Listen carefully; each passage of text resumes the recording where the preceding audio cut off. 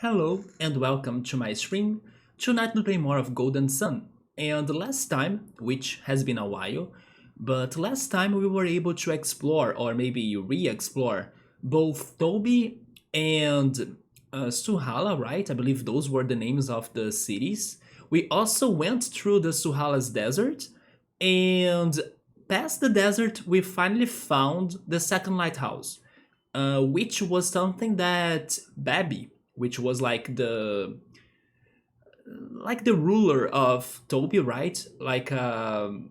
What is the word now?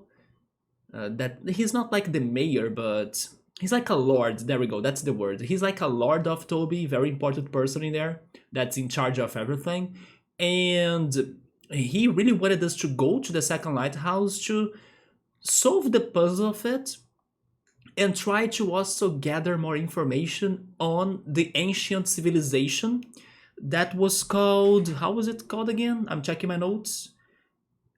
Lemuria, right? Because in Lemuria, he might be able to find more, I don't know, magic that helps him to stay alive. Because basically, we learned in the past streams that Babi, he has been after drought. I believe that's the name of the item that gave him more lifetime. And it gave him more lifetime by slowing down his lifespan, basically. So um, his organism works slower than our metabolism as well, right? Works slower than other people or like normal people, and that's how he can survive for more time. But now that he's running out of drought, he might be close to die. And he asked us to kind of find Lemuria, investigate about its place, because he also said that we might be the only ones that could really get there, because we are young or like we are kids. I don't remember exactly the whole context anymore, but hopefully by developing this plot, I can get the information back to my memory and then I can go from that, right? Or go from there. But yeah, he's told us that we are the only ones that could save him and everything. I still think this is very odd, or like it's a very interesting but kind of dark and messed up situation, because I don't think he should be surviving for that long. But at the same time, if you don't do anything, he dies. So it's pretty much a double-edged sword.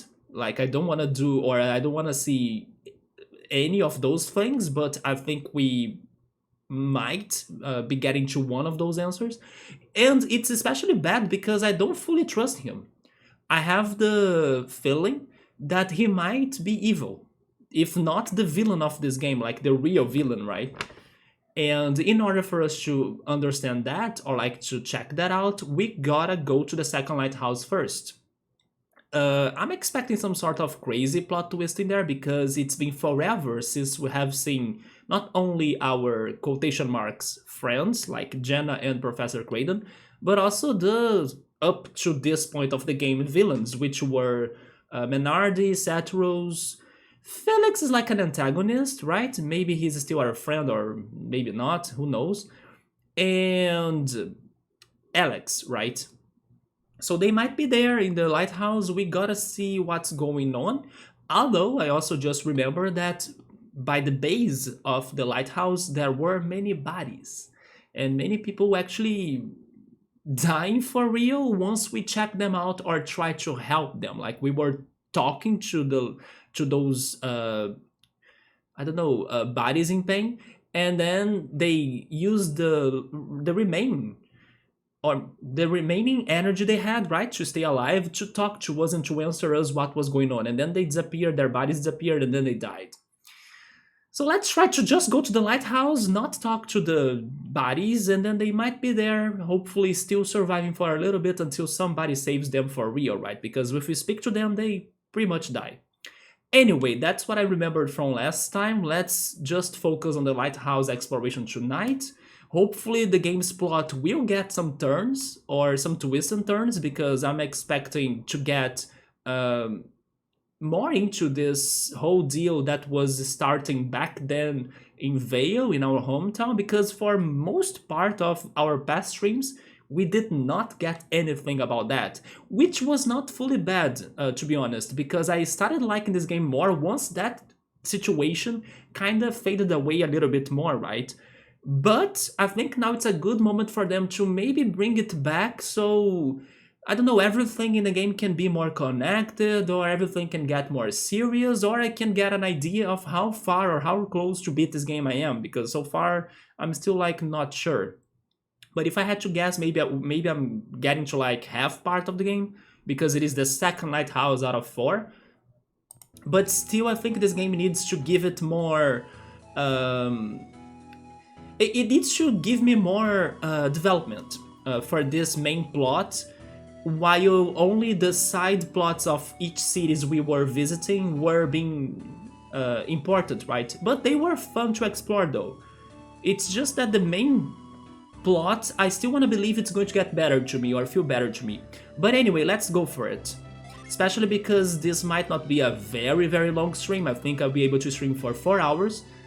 But yeah, let's go for it. So my save file is this one, at the Venus Lighthouse entry. And like I was saying, many bodies everywhere. If I talk to them, they might die. Maybe, oh yeah, even if I mind read them, they disappear too. I think I test that out, right? Yes, I will just go straight up to the lighthouse. I do want to see what's going to happen to this game's plot, because it's been forever. Will we be saving Jenna or Professor Craydon? I doubt it. That would be actually very surprising in case we can get them back, especially Jenna, because maybe Jenna can be part of our party again, you know? And then we can have a 5th party member that's like not active, because I think we might have only 4 at once, but we can be swapping them, right? Just like some other RPG games. But yeah, let's go check this out then. Interesting that the Venus Lighthouse entrance is inside of a mountain. Look at that, it's like a cave. Oh yeah, it is because Venus is the earth element, right? That makes sense then. If I talk to you, you're going to die too, aren't you? I will skip this. I need to remind myself too that I have reveal. And then in case there are random encounters, I also should go for avoid. But I have mind read with me. I wanna get avoid though. Yeah. And also, by the way, I just remembered, there is this puzzle right here, right? It is a puzzle that I believe it is connected to the desert. Because there was like a sphinx that was under the sand, but we could not really get it out of the sand or unbury it. But I think there might be one way to do it. I just don't know how to do it. And there was also that missing kid from either Lalivero or Suhala that was kidnapped by maybe even Babi, right, from Toby, that I still couldn't find the kid. So we need to see where is that kid, if the kid is related to this lighthouse somewhat. There is also that. Also, hi Jones, what's up, man? Does this place sell some smoke bombs though? You know what? I'm now curious to see how many of those items I might have in this game. Of course they... You know what? Maybe they are called the same. Yeah, maybe there are smoke bombs in here too. But you know what? Maybe I don't have them. Oh yes, I was also dealing with my inventory before. Maybe I have sold them. I don't think this game has smoke bombs too, man. And that's funny because you guys probably talked about that like recently, you and Ultras, right? About my clip buying smoke bombs in Final Fantasy. But it's funny how I was able to remember that too, because I did not watch that clip in forever. But as soon as Ultras mentioned that, I was like, holy shit, that was something that I have done, right? So it's funny how I got the flashback. Yeah, that's a very old clip. That was like 4 years ago, I would think. Yeah, that's my guess. But I don't think I have smoke bombs with me here right now though, because I was getting all of those armors and weapons from one minigame of the game, and I had to sell the things I was not really using, right? Even though I still think there should be a better inventory system in here, or a storage system, because I'm also carrying lots of, let's say, unique armors and weapons, but I don't have anywhere else to put them, and I don't want to sell them because I don't know how hard or rare they will be for me to get them back, right? Because some of these items, they don't, or I couldn't find them to be sold. For example, the kimono, the lure cap, the assassin's blade. Yeah, this game does have a problem on like its inventory. Let me reread this because I think this is an important puzzle for me to progress on this lighthouse. There are words carved into the relief. If you seek to climb the Venus lighthouse, yes, first seek the power within. It's funny because I'm pretty sure the power within is like a song from the first or second Pokemon movie. Or am I thinking on the power of one though? Oh no, maybe it is the power of one, yeah. I just got a flashback of that song that plays kinda like in the credits of the Pokemon movies.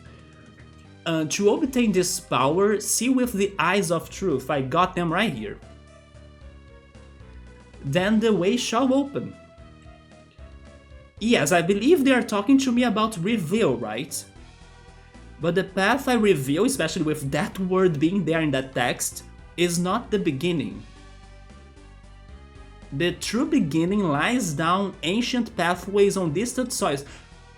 Distant soils? Wait a second, how distant? Because maybe they're not talking about the desert. I was thinking about the desert, but the desert is not that far.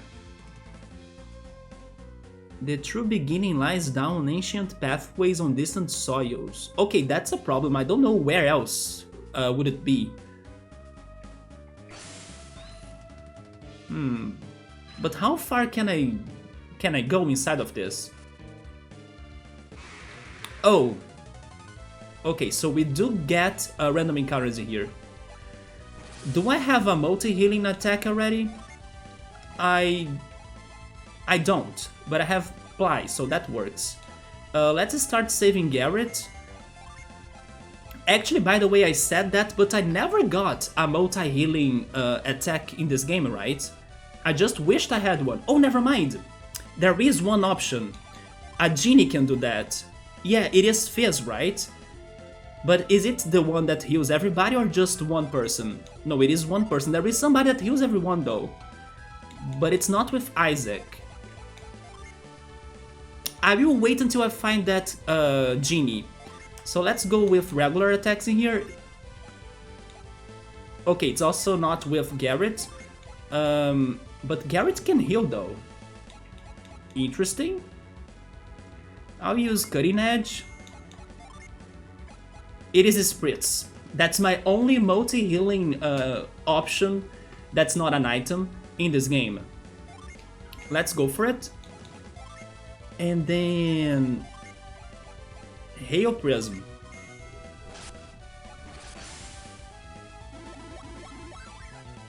There we go, that was a very good choice.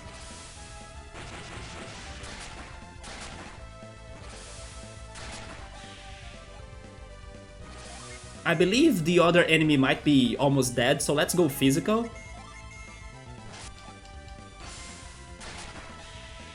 Nice. As now I know there are random encounters, I will protect myself with a Void. Because probably this lighthouse will have tons of puzzles and then many random encounters again. I don't want them to be bugging us. Yeah, let's see if we can progress without them. Or maybe not, because there is that puzzle in the first room telling me the beginning is elsewhere. Who knows where? Let me see, reveal? No, nothing in here. Neither on the other side. Okay, let's go down first.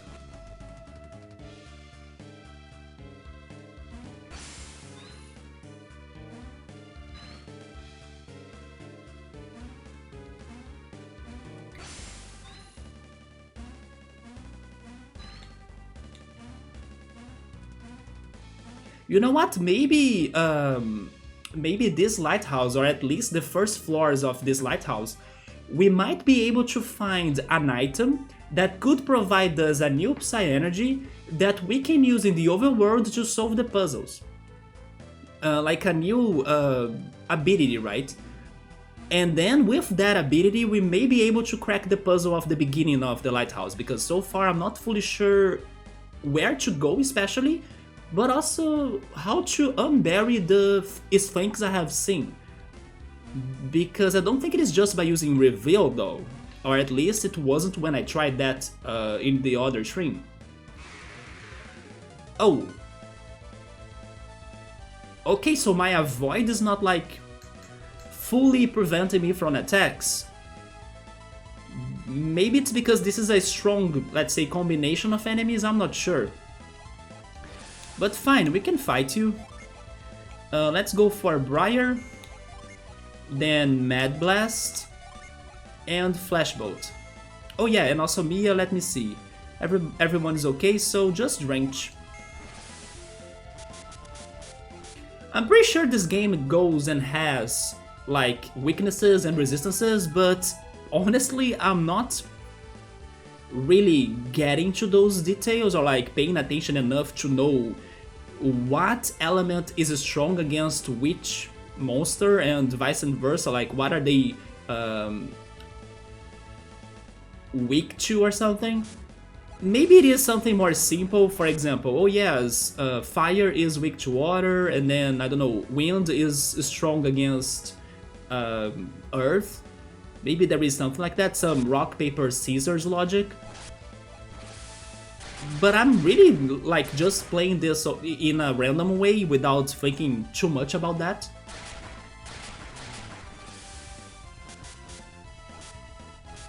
Yeah, you see the damage does varies a lot. Or does vary a lot, right?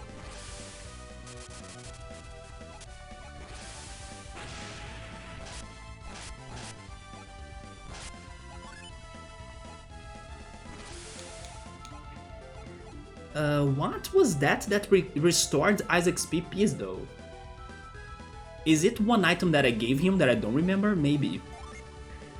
Ivan is almost dead. I'm not sure if he can heal himself because I used his water genie, right? So I think I will use Isaac to heal him now.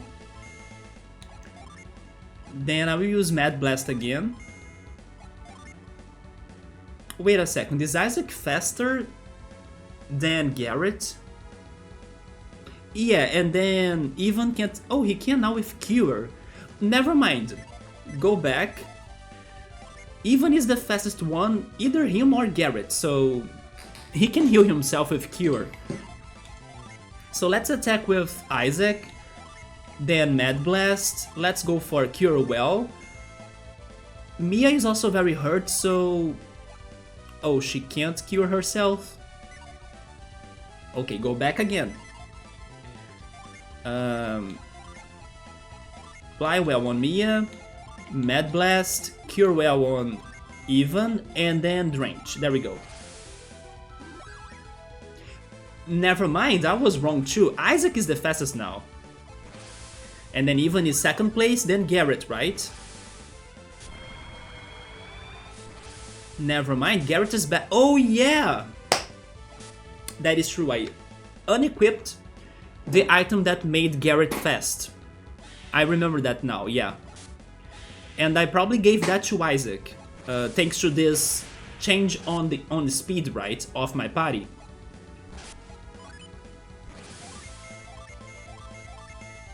You see, that's the problem of not playing this game every week, right? I skipped, I think, 1 week, or maybe 2 actually, but I think 1 week. And then I don't know what I have done before. I almost skipped today's stream too, because I had a busy day, I'm tired and everything. But thankfully I decided to stream, even though it's going to be a shorter stream, right? But I think I'm already stuck in here, never mind, wait. We can go upstairs. Oh, okay. A lucky cap. Just more armor?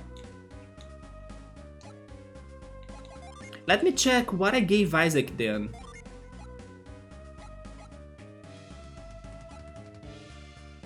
Oh yeah, it was the elven shirt. I think Garrett used to wear that before, and that's what made him super fast. Because now Garrett has the spirit armor. Oh yeah, because Garrett is supposed to be my wall, so I wanted to give him like a lot of defense. And then as this armor gives him magic defense, I had to make that change. But then what is restoring Isaac's PPs?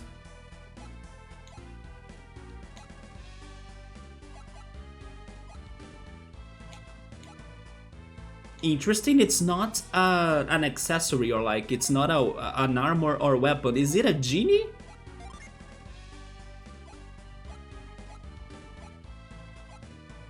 It's also not that? Wait, what? I'm very confused. I don't know how did he restore PPs. Also, hey Ultras, what's up, man? So today the Leafs are playing the Washington Capitals. Are they playing in Washington? Because last time they were playing in Toronto, right?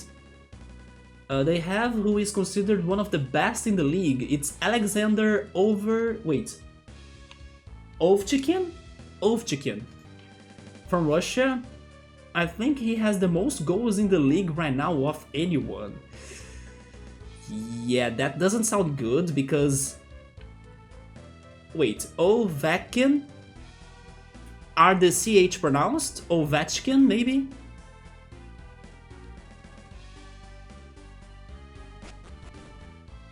So Ovechkin then. Yeah, I was going to say... Oh, like cherry. So Ovechkin, right? I was going to say that... that sounds bad, not only because the guy scores a lot, but especially because Leafs defense sucks, right? So... yeah, that might not be very good.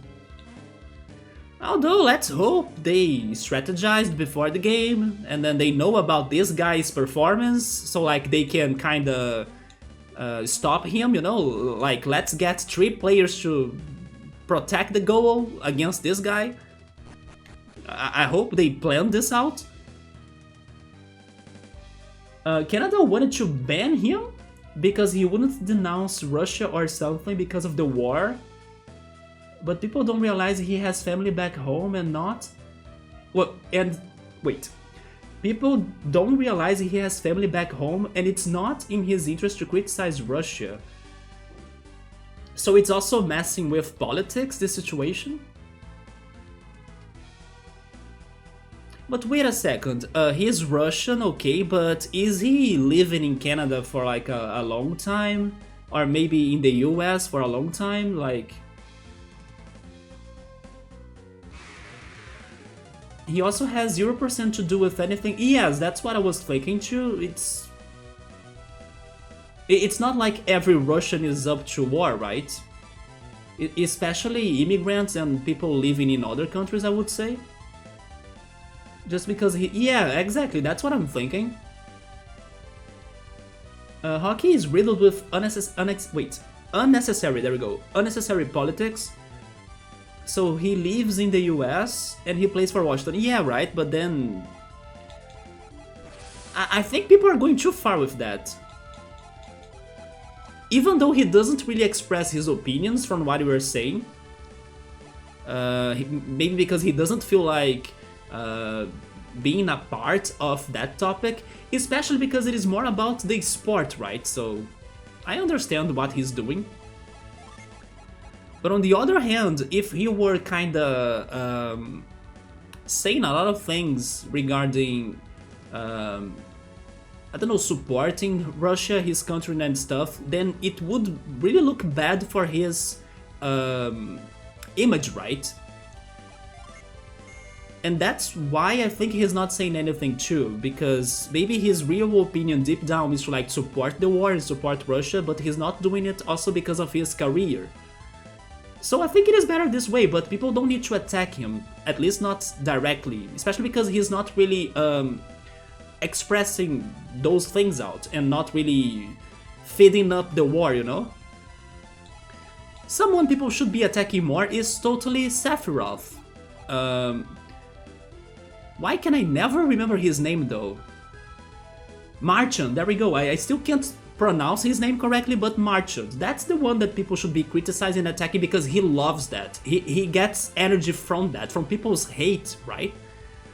So he gets, I don't know, more fired up for the other games to humiliate the other players and destroy the Cloud Strifes of other teams as well, like Marner and stuff. I mean, I'm saying that, but not that I want him to destroy Marner, because I'm the opposite. But I'm saying that that person probably likes to be attacked and criticized and judged and everything. Because it's actually what he kinda does, right?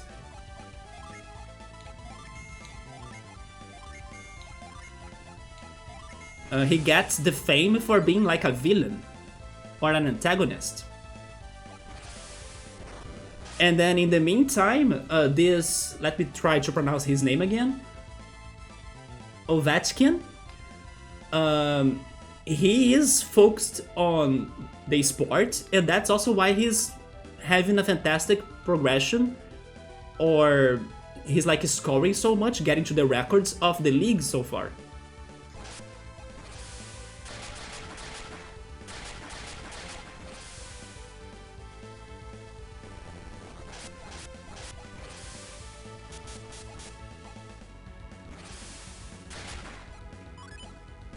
I don't understand that.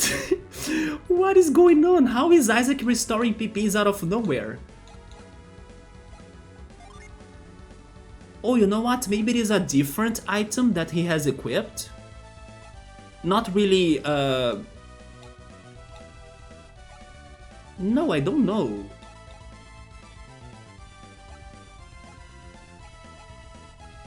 I have no idea how is that happening, but it is very helpful.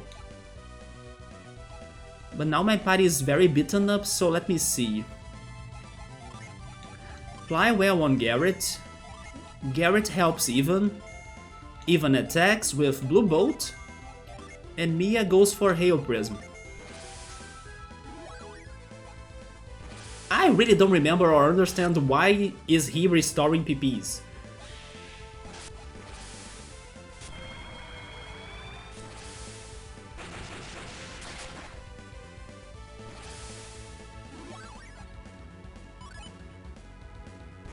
No idea, but I like that.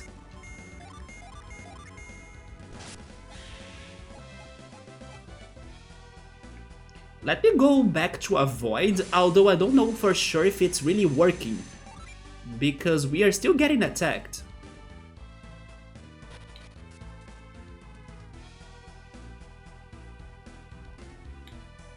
Okay, so what do we have in here? Maybe they want me to go for Force?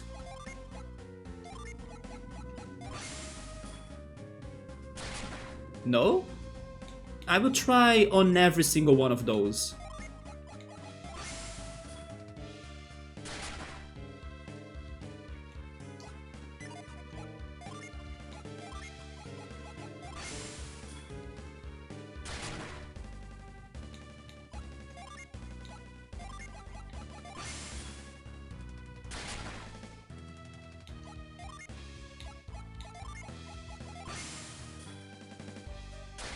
Oh, you know what? Maybe it is just move, and I'm overthinking this.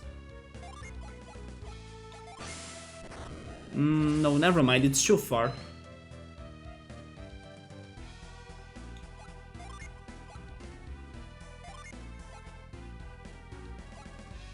Let's keep on going. Not sure what is happening on this room.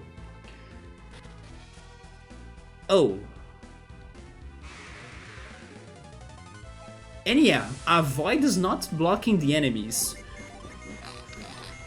Like, it's just a gnome wizard and he's not strong, so... Yeah, you see? He's super weak. Avoid is simply not working for some reason. So what about this block? We can't push. We can't push this block farther than this. It would be great if we could carry that block and drop it to the ground. Can our Psy Energy help us at all? Wait, how?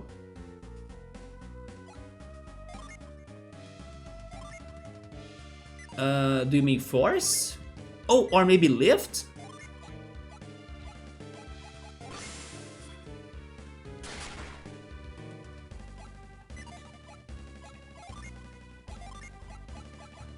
Yeah, I'm only doing experiments in here because I'm not sure. Oh, by the way, we got the new emotes. And now we are only missing Emily's emotes, but I still think we might wait for longer until they'll be out. But we got Bookmarks emotes, and yes, I'm wearing the Haikyuu jersey just because of the new emote. We got me as an enemy. We got Mog, also Yu Narukami from Persona 4, Kina from Final Fantasy 9, Professor Layton, then Starkey from Chrono Cross, Luca from Chrono Trigger. Who else am I missing? And Oddish, yeah, the Crying Oddish too. I think I probably got them all, but there are many. Maybe I'm forgetting someone. But yeah, we got the new emotes from Bookmark. She sent me those like a couple days ago. So there we go. And then the link-based emotes are under the works still with Emily, right? The third, actually fourth artist of all of those emote changes we are having in the channel. But I still think she needs more time to prepare the emotes, right? Because she was super busy, we were also discussing the ideas, and now I think I gave her some, more clear path or direction, and then now I just need to wait for her to go for the sketches and everything.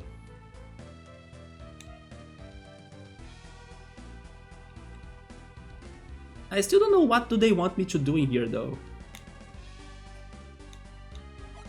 I also decided to use the subscribers' slots for Bookmarks emotes, not only because they were like available for me to add them to Twitch already, but also because it was like fitting in the quantity. Like there are 9 subscribers emotes or slots, and also she worked on 9 emotes, so I was like, you know what, let's just put them all in here, and then with Emily's emotes I will place them with the follower emotes and also the other bits emotes and like tier 2 and tier 3 emote, or actually subscription emotes. Oh, that's right. That's right, you did add him like some glasses, right? And you know what else, Jones? That's actually very fitting for my day today. Because I did go to the beach. And I took a picture, like wearing the sunglasses. That's funny because I also post that on Discord.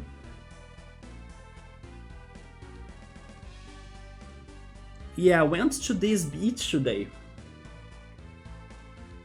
It was my first time there actually. My friend took me there. You also added some glasses to Terra right there. The only problem about this beach time was that I forgot to kinda spread some sunscreen on my feet, so I got sunstroke on my feet basically. Wait, you know what? I think those glasses try to fit with face shapes? I think so, because it really got to my emote very easily, right? It was not like really getting out of my head in there. It makes sense. Maybe there is some sort of AI that resizes it, right?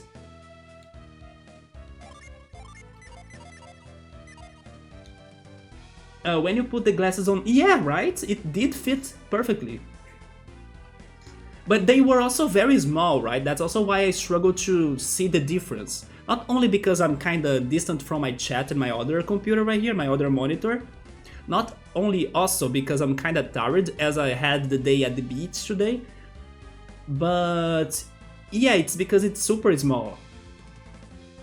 By the way, my emote right there, the one you used, it has also the continuation of the design. Like, I also have my full arms and hands in the original art, but we decided to kind of trim it so we could focus on my expressions and my face, otherwise it would be a very small emote on Twitch.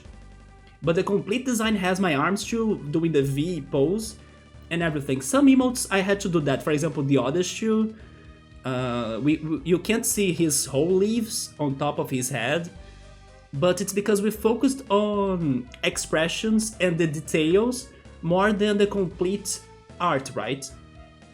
Because of Twitch emote sizes, basically. But man, I really don't know what they want me to do in here.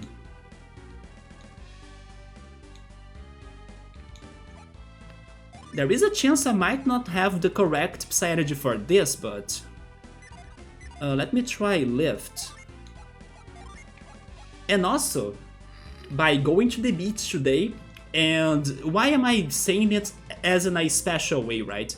Not only because it was the first time I went to this one in my city, but also because it is far, or kind of far from where I live and to where I normally go to regularly.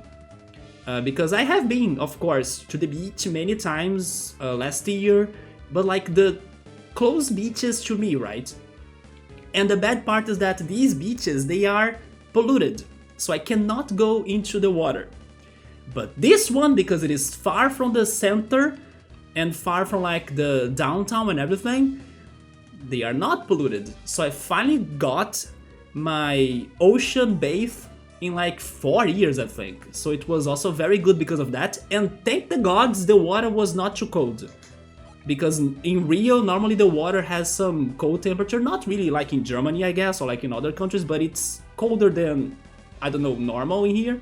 For example, in the Northeast, the water is like super warm temperature. It's like super comfy and no problemo for you to bathe yourself in the oceans in there. But in Rio, it gets cold. But today it was an exception. Today the water was refreshing and perfect for your body.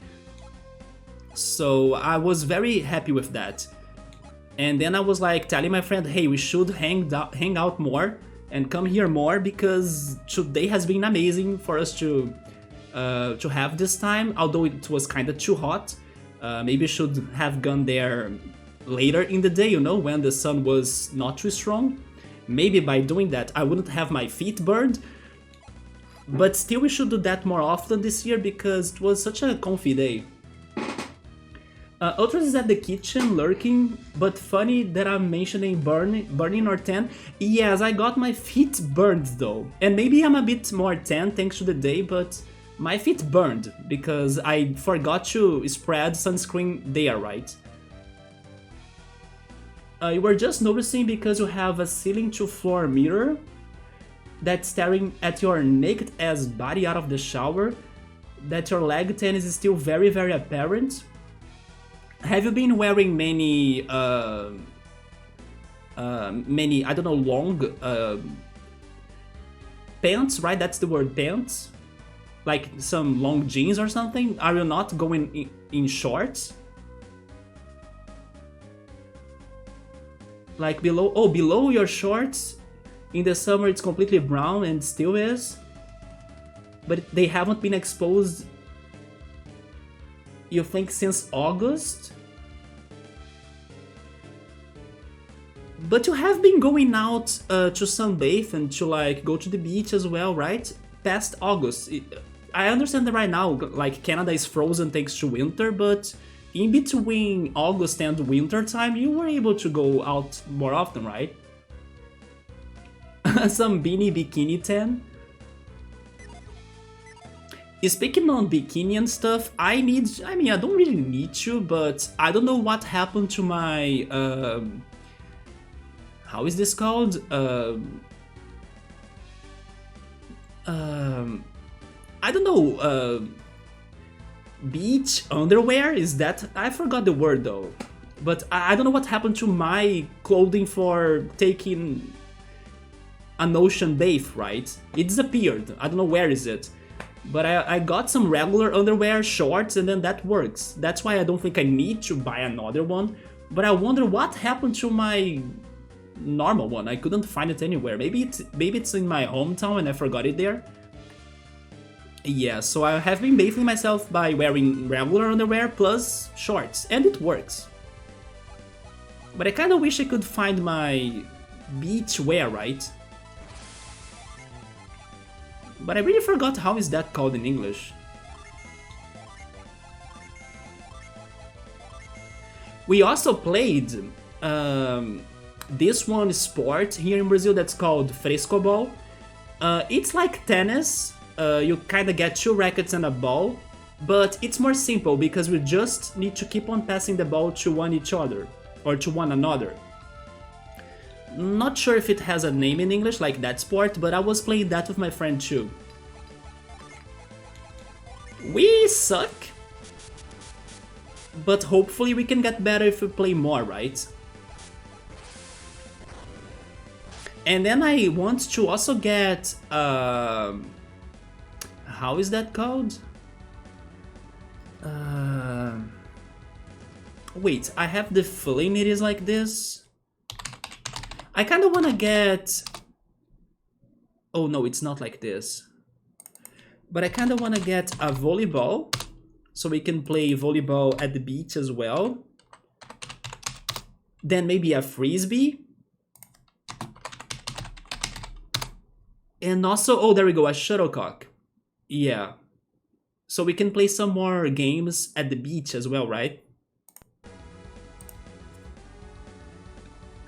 The last time I spent any time exposed in sunlight for a period of time was in mid-August, because your friend came by for a couple days.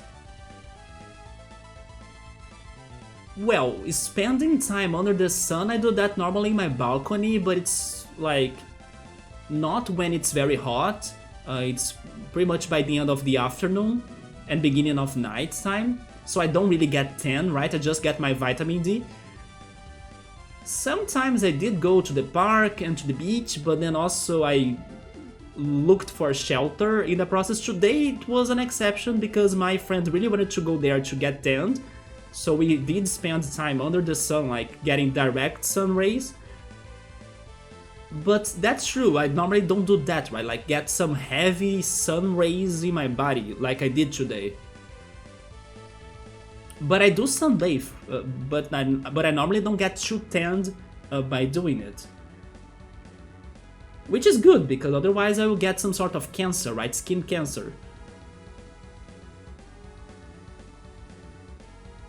And after that I realized how incredibly shit hanging out at beach alone was, and you stopped for the year. I can understand that a little, yes. Unless it is for you to just go for a walk. But if you stay there alone, it sucks. First because, I mean, maybe you can do that even if you go there alone, but in my case I wouldn't. For example, what I did today, I went back to the ocean after many years. I finally bathed myself in the ocean in like forever. But I wouldn't be able to do that myself alone because I normally carry my, I don't know, some items with me, my backpack and everything.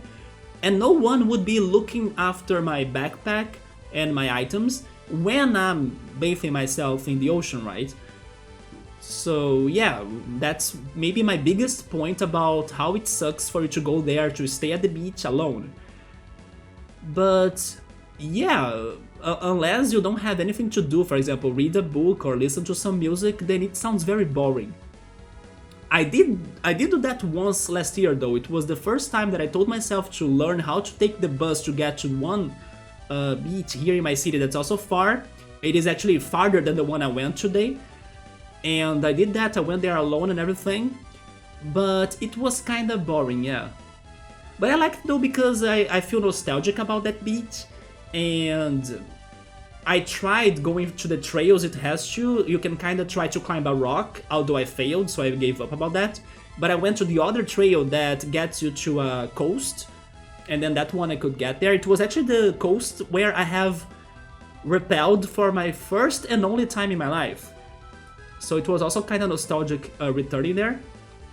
But in general, it is not that fun, unless you can go for a walk, which is what I do normally when I need to do some physical activity or get some exercising. I just walk at the beach, right? So I go there listening to music, and then I maybe buy something either in the grocery store or I don't know, at Burger King or somewhere to eat some dinner or eat some lunch sometimes in the Italian restaurant. But like staying there at the beach, no. Unless, I don't know, there is a reason why I'm doing it. Like I wanna go there to read a book or something. Bathing suit. Yes, I don't know what happened to my bathing suit. It disappeared. But it's probably my hometown somewhere. Or some swim trunks. Washington's scores with 2 minutes left in the first period. Oh man. Was it the guy? Was it the Alexander guy?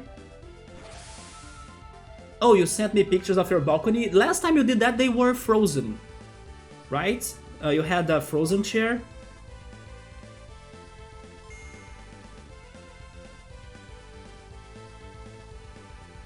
Oh yeah, since I showed Jones my picture wearing... okay, I will show you two ultras. My picture at the beach wearing sunglasses. That's me there today. That was my first time going there. Not sure if you can see it very well, but that's the beach. It has some cacti too and some, I don't know, beach plants. And then there is this way for you to kind of take a walk. And then right there on the horizon, you can see some mountains. Remember when I always say that you can see the Christ the Redeemer from everywhere you go? You might not be able to see here thanks to like how small this picture is on the screen right now, plus how bad my webcam is. But believe me, you can see Christ the Redeemer right there on those mountains in the horizon. Even though this beach is very far from Rio, it's like that's Rio right there, like very far away. This city is not Rio anymore, right? And it's even far in my own city, so that's what I mean by Christ the Redeemer can be seen from like many different spots, and that's what shocks me the most about it, because it's not even, let's say, how the view from where you are, how the view from where you visited looks like. It is amazing and outstanding, but it's how you can spot it from like so many miles away. That's what's the most mind-blowing to me. Wait, hi Drew, what's up, man? It's been forever. How's it going, dude? I hope you have been doing alright. Happy to see you're playing Golden Sun. Wait a minute, did you play Golden Sun before, dude? It has, so good to see you. Yeah, it's been forever. What's up, man? Ultras, oh yeah, if I was talking about my pictures, I forgot to check Ultras pictures. Let me see.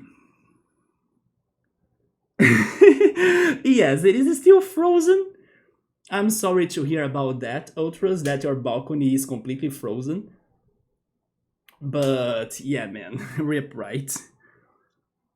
To be fair, even though it doesn't snow here in Brazil, or at least not in Rio, even though also last year there was a hailstorm somehow, but I was safe. But yes, even though it doesn't snow in here, we got the summer rains, right? Today it rained in some areas in the city, and I also saw some rain in the beach as well. But it was weak there, but in other places I think it was heavier. But Drew, what's up, man? Have you been still studying? Like you were doing some... I'm not sure if it was like post-college studying or like some professional studying or something. How are the words again? Man, I know the words in Portuguese. Masters or something? I'm not sure. Yes, man. Oh, PhD. That's the word I was trying to remember. You're still working on your PhD, and you're going to be done in 6 months. There we go, man. Good luck on that. You were studying bio biochemistry, right?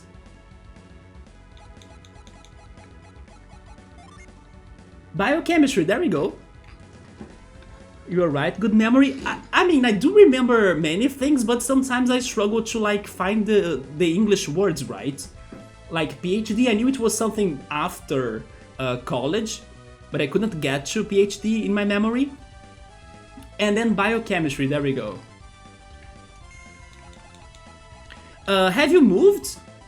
Because I think last time we talked to you were in Colorado, right?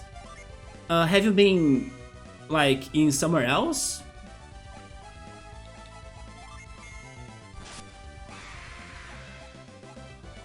Or maybe did you return to Iowa or something?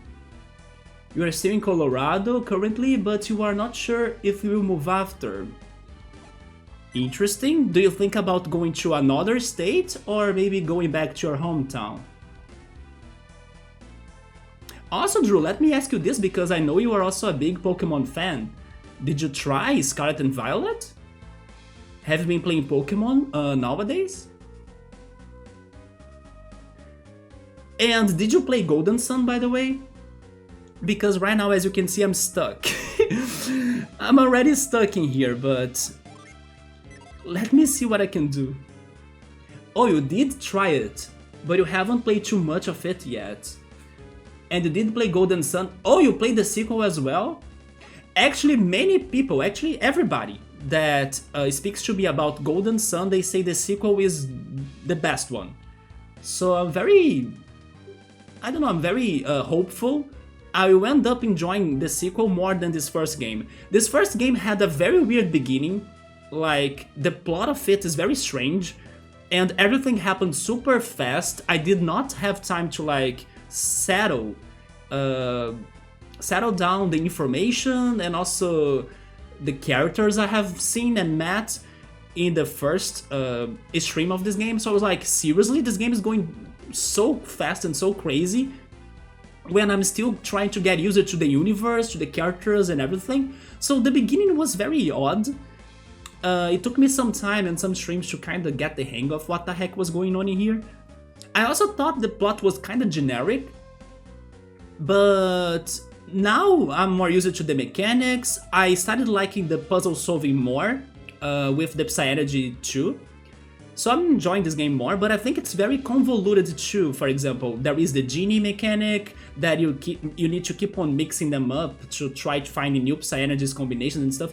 That's like too much, you know. They had so many ideas to try to include in here, but maybe they should have focused a little bit in some of them instead of throwing everything in here.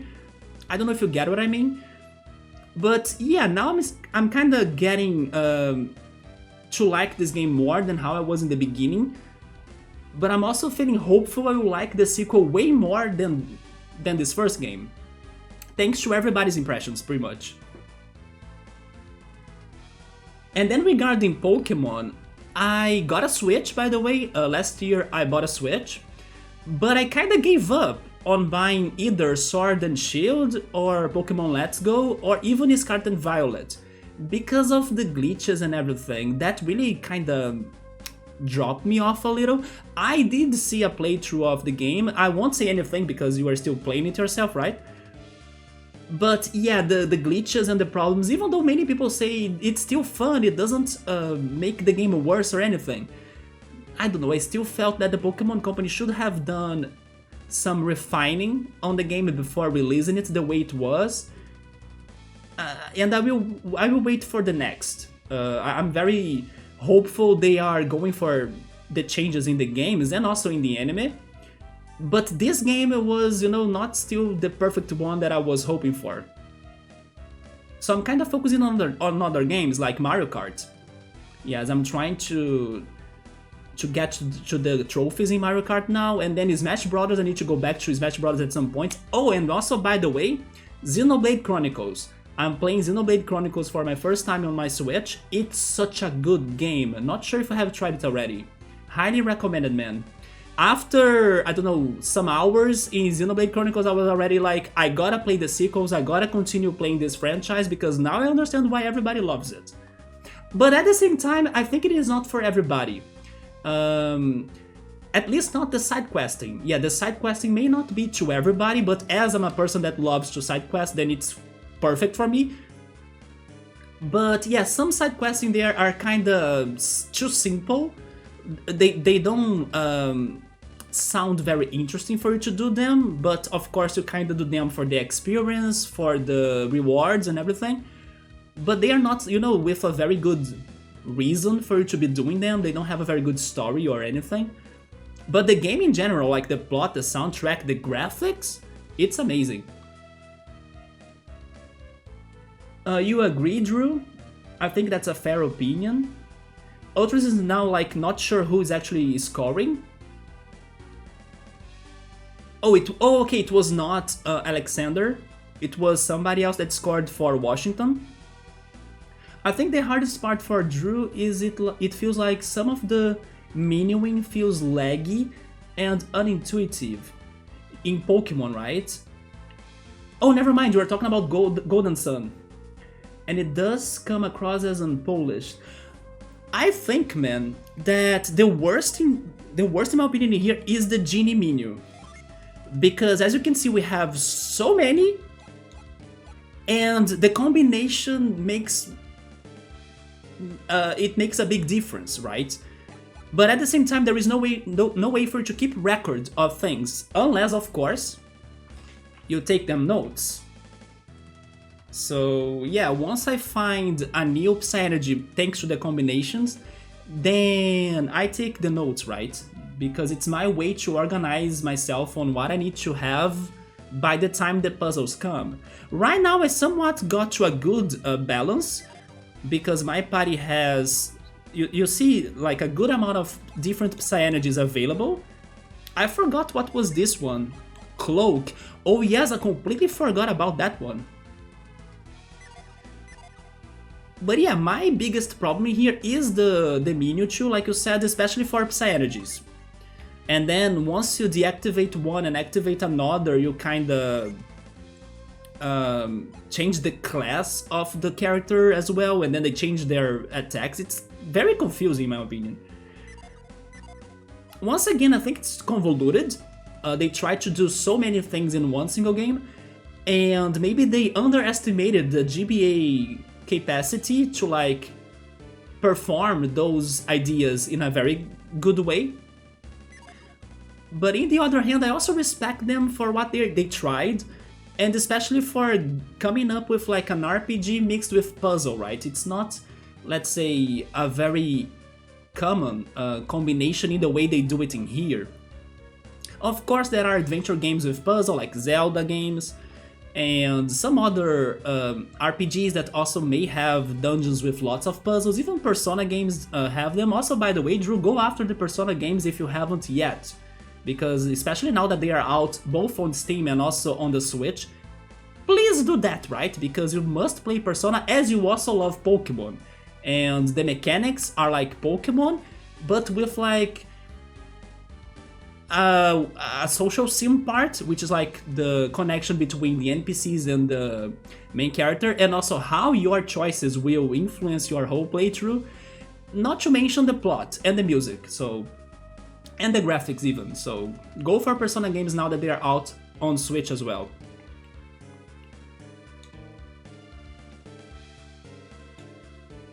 And I'm still stuck in here. I have no idea what to do, man. Let me see what else can I try. Drew, have you been watching animes or anything? Because in case you have not watched the anime that I'm like wearing the jersey of, Haikyuu, you should.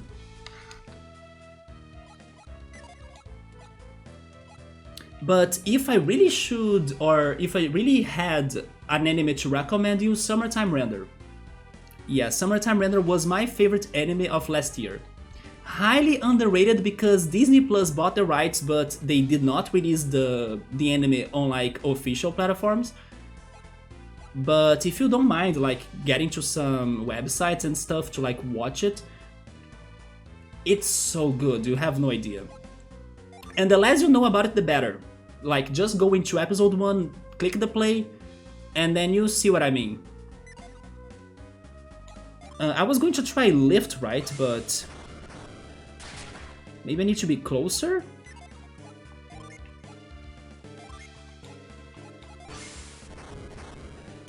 It's not lift either.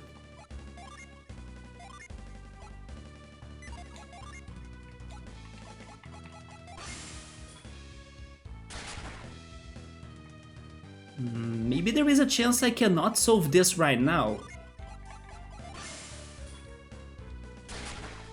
It's not catch, right?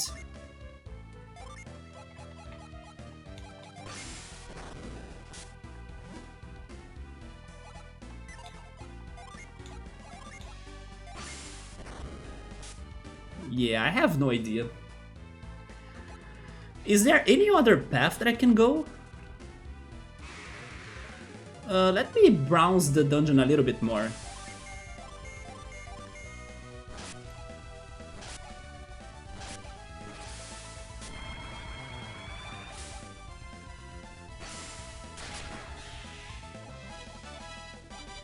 We got a level up.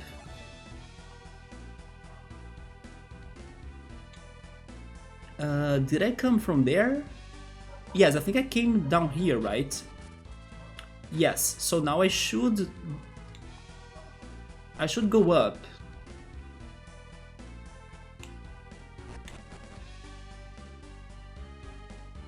Who the heck are you?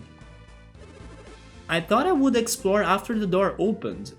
While I was searching this room, Kraden and the others appeared, so that confirms that they are all in here. They did something to the statue that made the floor light up.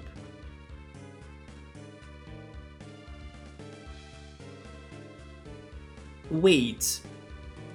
Is this like a mobile dungeon? Like by changing the position of that miniature of the dungeon right there in those panels, you can swap the location of the entire thing? Let me try reading his mind.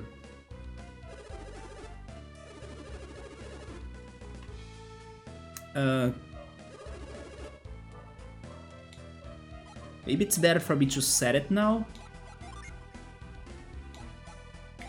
Especially because Avoid has not been working, right? So let's go back to Mind Read.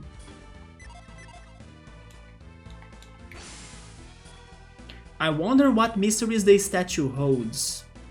Kraden said that the statue indicated the true path, but how? Well, there is one panel that's like shining, and it is close to the statue, so I believe that's the one that will show us the real path. The question is, how can I get there? Because I still don't know how to solve the previous puzzle.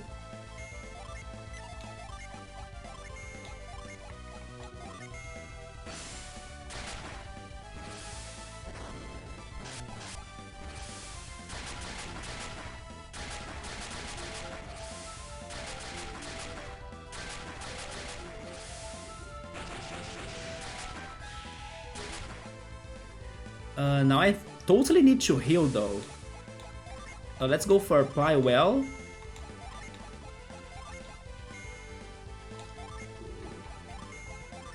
Actually, instead of doing that, I think she's almost dead, so just go physical.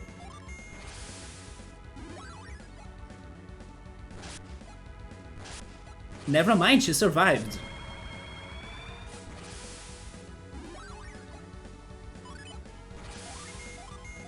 But now she's dead, right? There we go.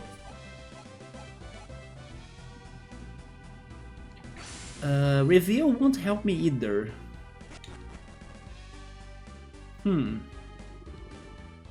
I don't think there is another path for me to get there. Besides, of course, this puzzle.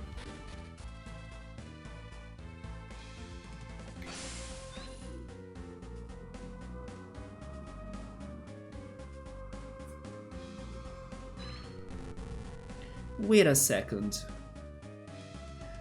Maybe they want me to drop one block on top of another? Maybe it's that. But then I don't know if I can move the bottom block from like another room. And can I run from this?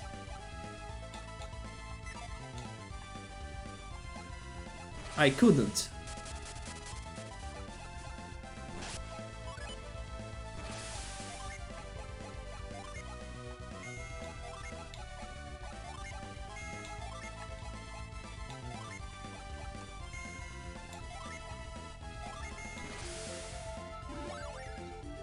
Give me a second, I see that my phone is getting so many messages right now.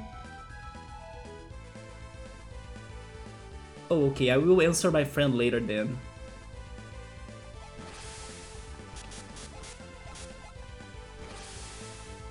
Haunting. I think this is kinda like death, but it failed.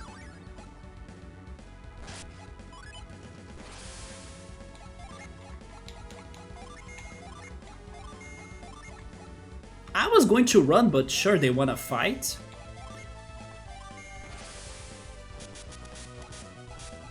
The thing is that Garrett's PPs are running low, right?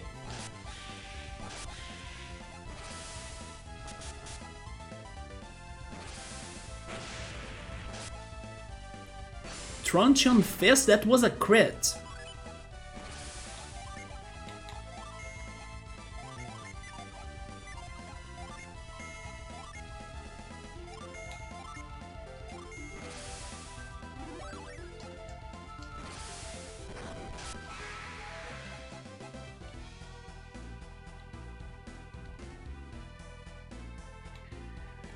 Let me test this out.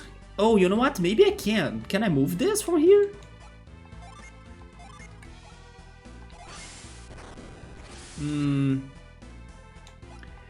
Maybe I can use force? No?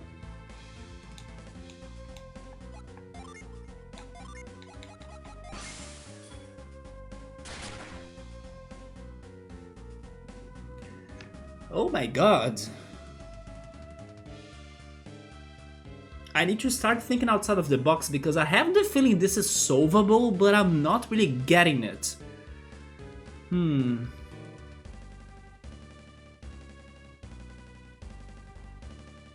Garrett did say something about, isn't there a way for me to drop that block from where it is? But I could not move the block anymore though.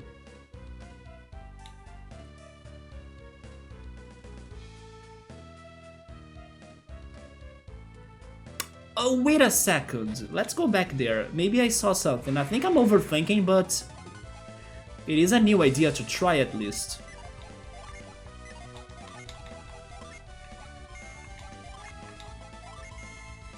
Let's go back in here because Isaac... Wait. Isaac and Garrett should get some healing. There we go. Blue Bolt... Wait, Blue Bolt is a single target? No, it's not. And Hail Prism.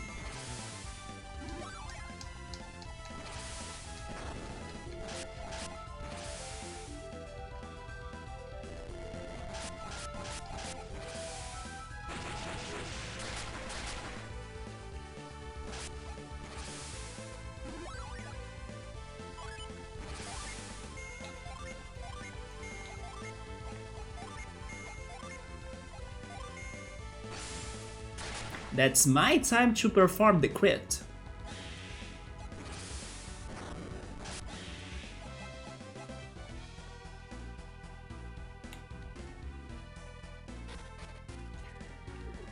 So what I was thinking was that maybe I can move it from here, and then instead of like pushing it to like the edge that has those tiny rocks that block its path, right? Instead of pushing it on that direction, I would like move it on the direction of the bottom floor. Not sure if I can do it, but that's what I thought of. Oh, no. Never mind. Yeah, I wanted to move it, but not there though. Okay, so that doesn't help me out. And I really can't move it anywhere else, right? It's either to front or to back. Oh boy.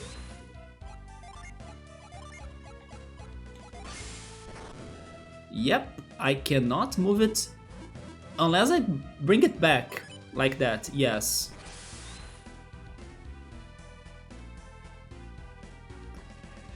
What else do I have? I have halt, but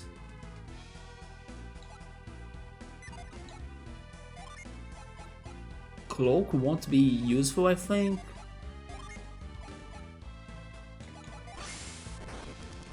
Yeah. What the heck?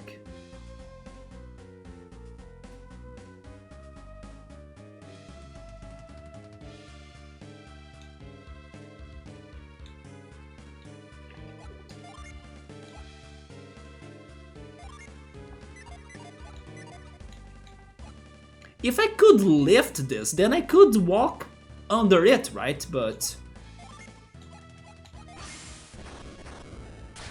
it doesn't lift.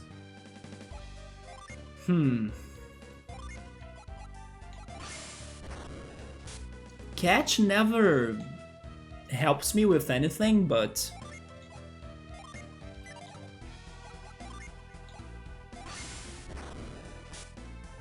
yeah, no idea.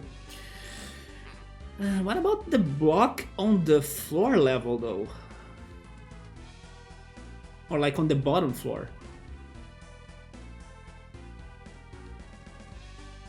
Because it's there for a reason, right? It can't be just there for nothing. But I cannot reach it.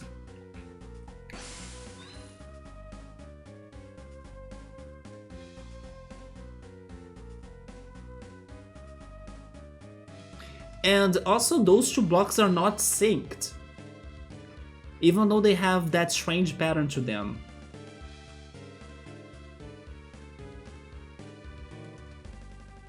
Man, I feel like I'm missing out something major, but it's also something simple. Because this can't be this hard, right?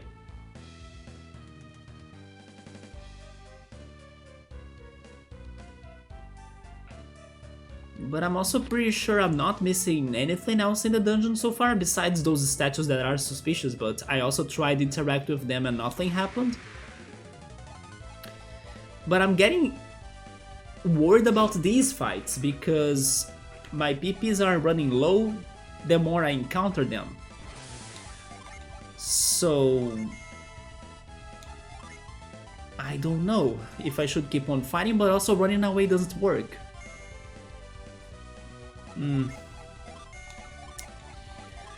What the heck am I missing? I have all of the Psy energies that I have found, right? Oh wait, I don't have Whirlwind. But Whirlwind won't be helpful either.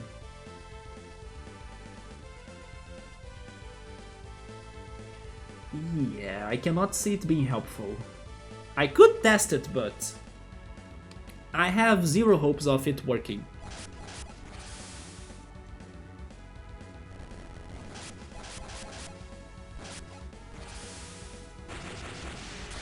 Man, these harpy ladies are very strong.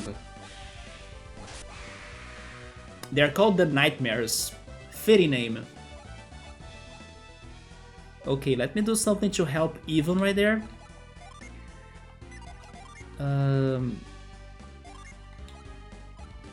Fly well. There we go. Yeah, these statues are...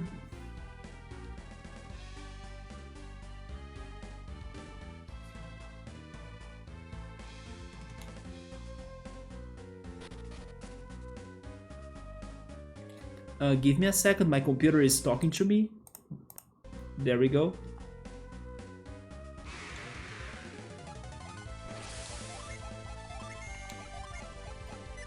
Yeah, Garrett can't use magic anymore.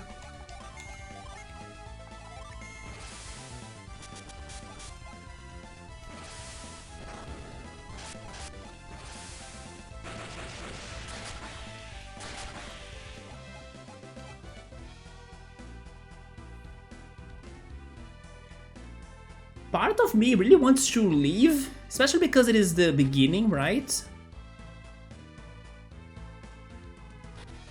Yes, I think I'll do that. I will leave, I will heal. And then I will try thinking about this again, I don't know. I could be missing something. But I also think that I'm not. Because the game is telling me to go there. Oh.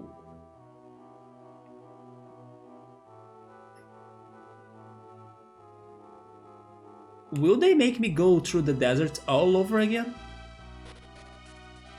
I think they might. Really? There isn't a way for me to heal?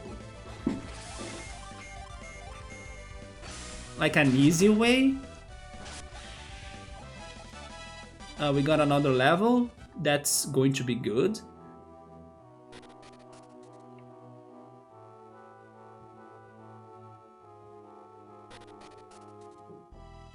What was in here again? Is this some sort of shelter? It is. But it's just a mage to resurrect my party, right? Yes, I don't need resurrections. Cure poison? No, I don't need anything like that. I just want an inn for me to rest.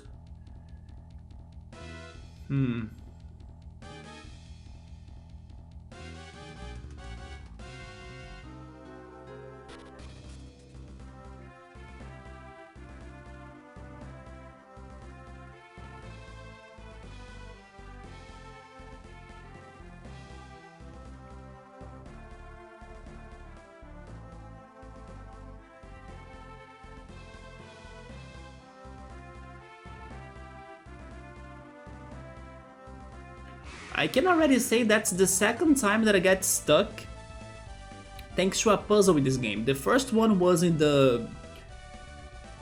how is it called? Crossbone Isle, right? That we couldn't use halt to progress past the statues in there. And...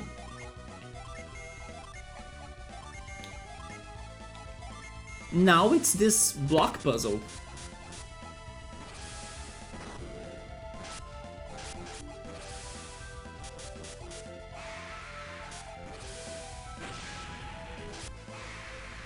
But I still think it's doable. Because if it were not, then the game would give me some... I don't know, something more direct, like an item, or like one of those equipments that, when equipped, they provide me a new Psy-Energy. And the game did not give me that, so...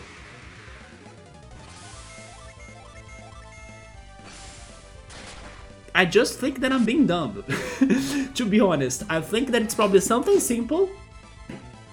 Also because Garrett showed up and kinda told us to like, think outside of the box, but I cannot picture that. Because the block is limited to like, only go back and forth. And this is back to the desert. I don't want to cross the desert again. Nope.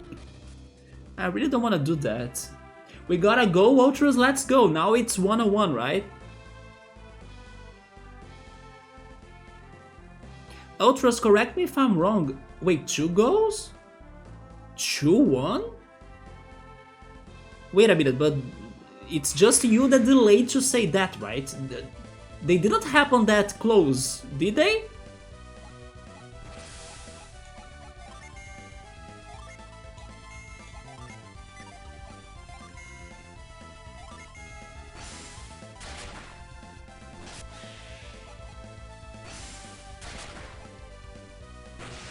The smoke bomb, there it is. The enemies can also throw the smoke bombs at us. Man, it's funny how Ultros brought that up on his stream, on his Final Fantasy VI stream, and I was like, I do remember this. Yeah. It was one of my first clips ever, if I'm not mistaken.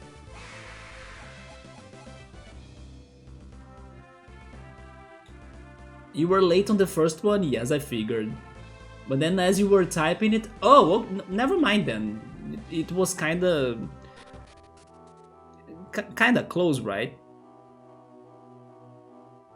And what matters is that the Leafs, they scored to win now. Or at least to become the winners.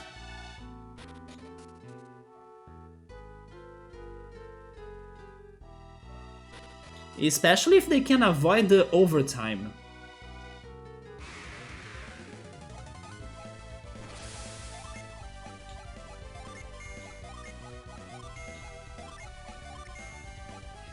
Man, I didn't want to have these fights because I need to restore the PPs.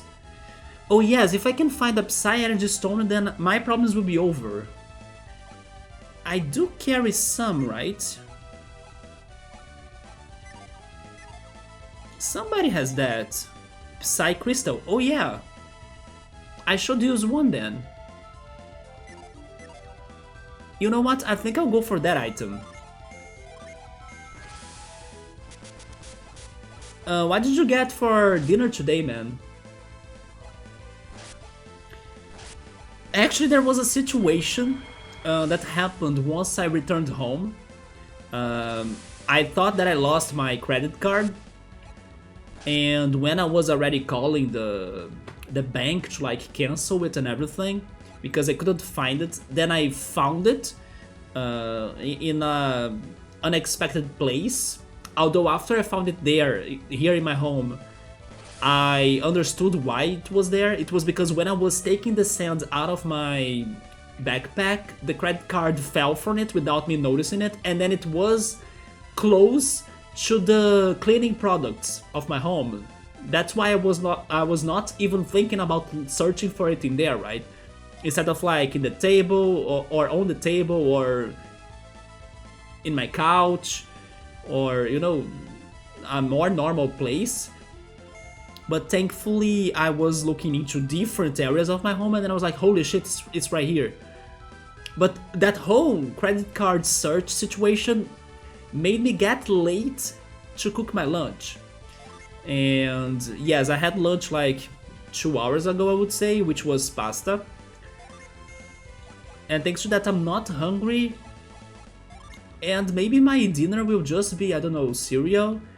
I have been going for sandwiches, but today, as I had late dinner, or late lunch actually, I might not go for sandwiches.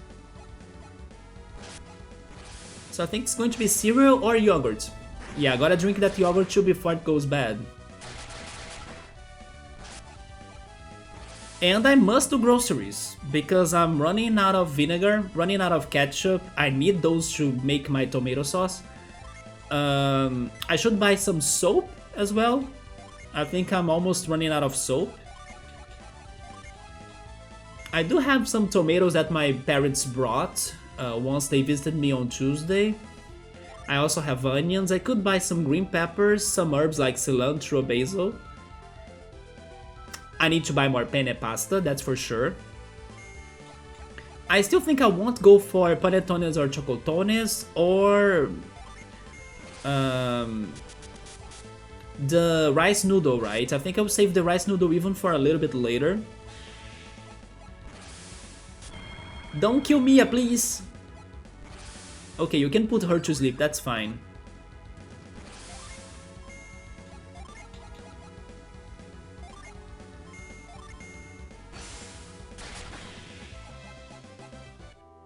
Oh yes, I do have plums at home, because my parents brought me that too. Yes, I gotta remember to be eating those plums before they go bad. And again, it's been forever since I ate plums, because I normally don't buy that myself.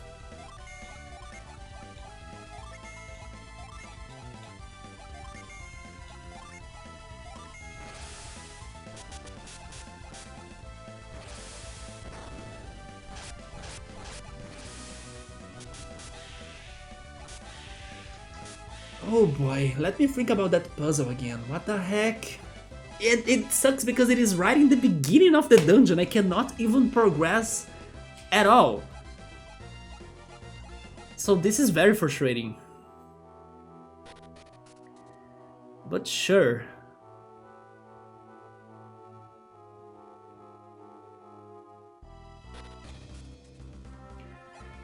Item.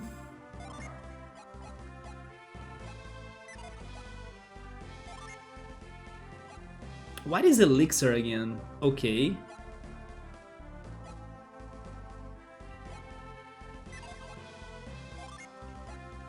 Yeah, Psy Crystal. Is it for a single character or everybody? Wait, what? Oh! Okay, I just need to choose who am I using it. Okay, so it is just for a single person. Man, if it were for everybody though...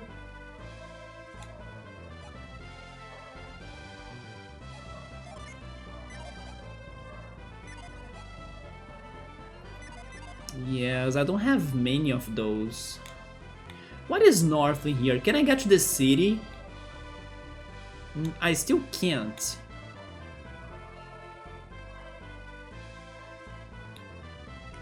You know what? Maybe I will start talking to the almost dead bodies that we have in this way. Wait, another one? What is going on, man? What is happening in the game that Washington is like losing it? Heck yeah!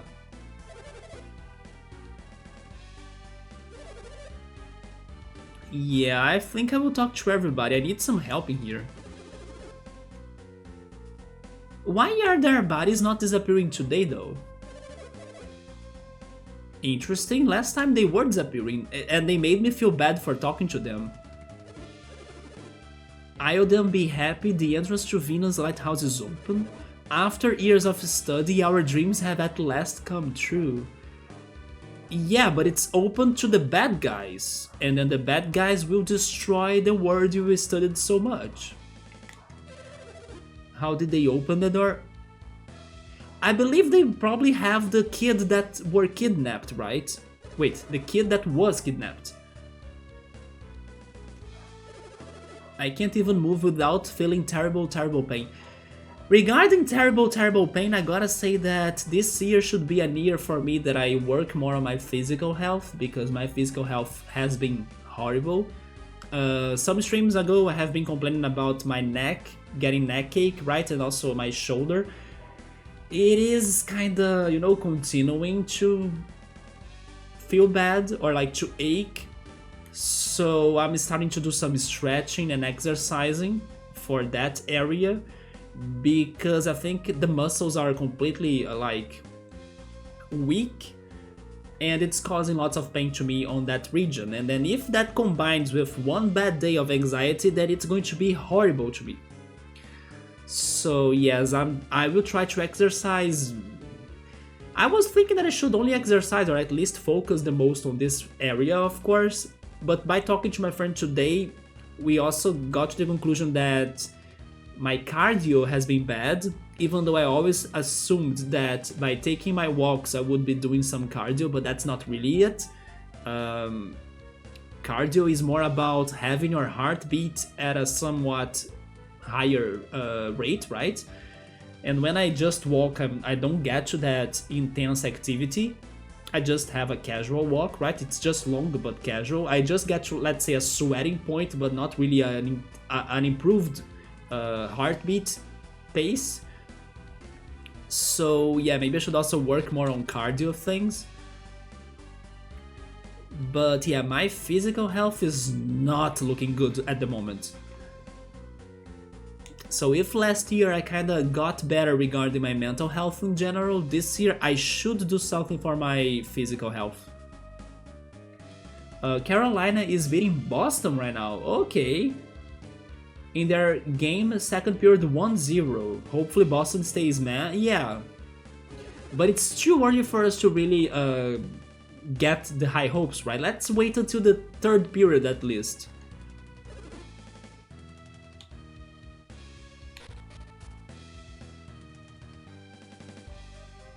I need to equip good material for better stats. Yeah, I'm just concerned that I don't have the proper material for what I need to do in the game though. Another one? Holy shit! Let's go! They are going to break the record of Alexander, right? Like the biggest score. Wait, the biggest scorer in the competition? Who cares for that, right? We got Marner, and Matthews is like recovering and then he'll be back too. Give me more Leafs players' names, man. I only know those two. Who else is playing and it's like important? What is the name of the goalie, for example? Creighton went inside but then came back and said this isn't the entrance. But we have searched the Lighthouse and there is no other entrance. It is about... wait a second. It is about that... wait a minute. Wait... that was very, very helpful actually. Maybe my answer is... I mean, I was kind of talking about this before, but only now I'm really going for this idea. Maybe my answer is not inside of this place, but it's also not where I was first thinking, like in the desert thanks to the Sphinx. Maybe it is in a random spot in the overworld. If I follow that... that somewhat map-looking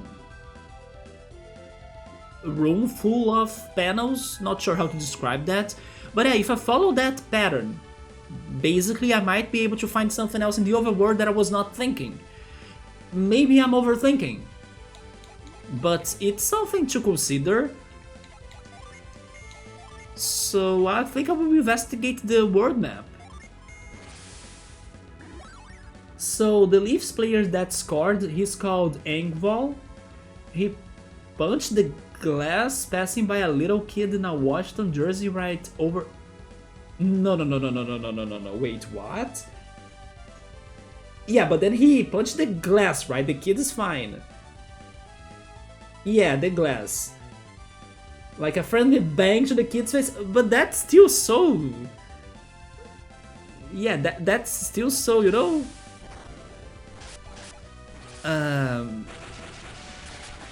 inappropriate? That's a good word. That's so inappropriate.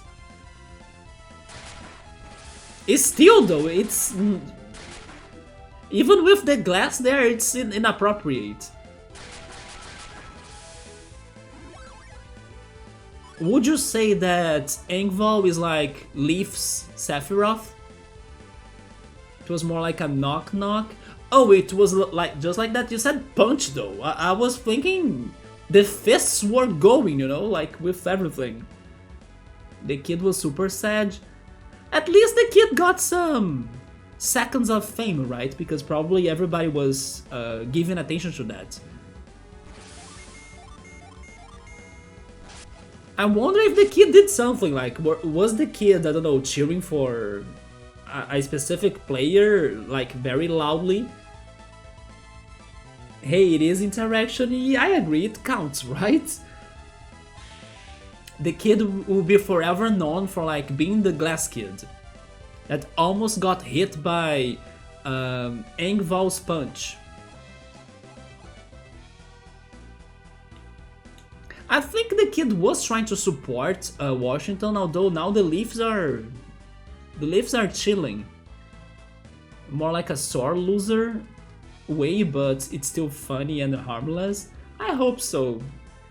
Some kids will take it more seriously than others, right?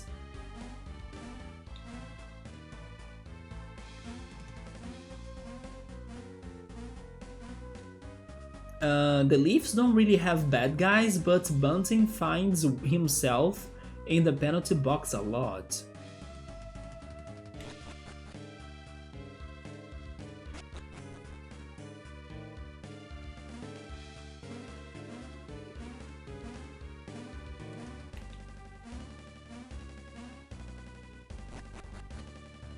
But then, is he a defender? sometimes defenders, they kinda gotta get somewhat more aggressive or take the risks, right, to really protect the goalies.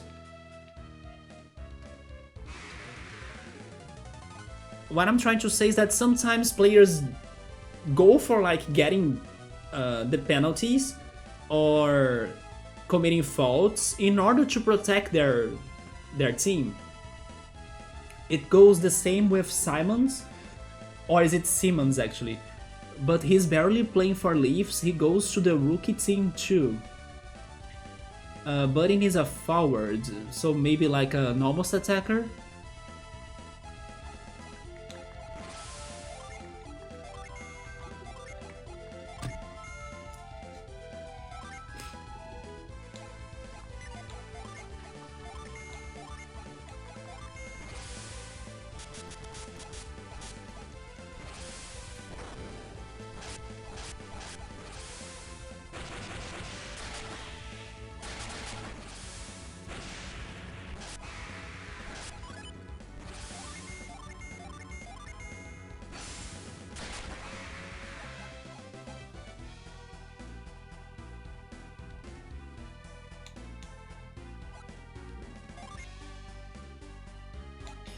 You know which vibes I'm getting now from this dungeon? Is Stone Tower Temple vibes. I'm not saying that this dungeon will like go upside down. Also, by the way, my mustache, it was like, it's still kind of, wait a minute, let me look at myself. Mustache, what are you doing? Maybe I need to shave myself a little. Okay, it's not getting to my mouth again. Or anymore. I'm getting some Stone Tower vibes in here. But again, not because I think I will flip this entire dungeon upside down. It's just because I think it has something very important to do with its exterior. Yeah, they are making this very clear actually, that something goes on outside, like the real entrance is outside or something. So I need to figure that. I was going to try moving here again, even though I don't think it's going to work, because it is too far. But I need to find that one room once more, right? The room that shows me the crazy layout. That had a statue. And then the guy said, that statue shows you the real beginning, or the real entrance of this dungeon. But then again, I don't remember seeing that statue anywhere else.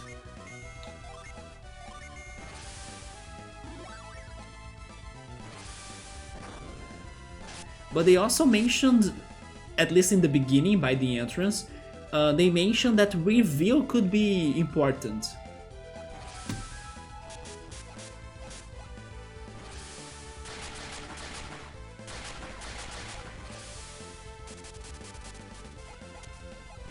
And the bad thing is that these enemies are really hurting me a lot.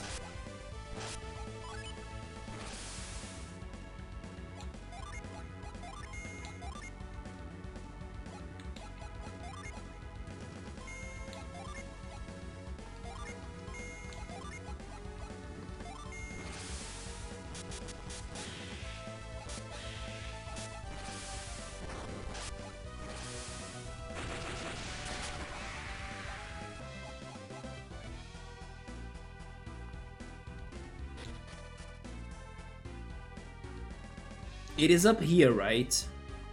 Yes, I think it is up here. That it is. This is super major, I believe. Let me talk to him again. I thought I would explore after the door opened. While I was searching this room, Kraden and the others appeared. Yeah, that right there. They did something to the statue that made the floor light up.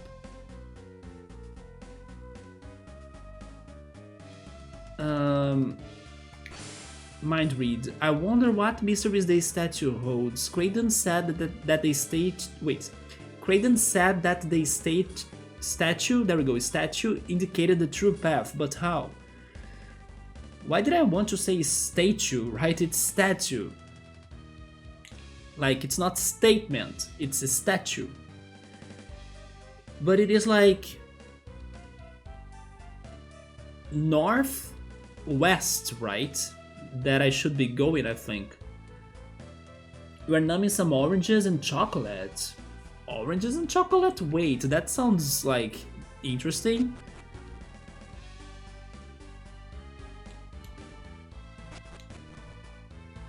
It's like you grabbed two things you like and then you're eating them both together. Like, you're not eating them at the same time, right? That's what I mean.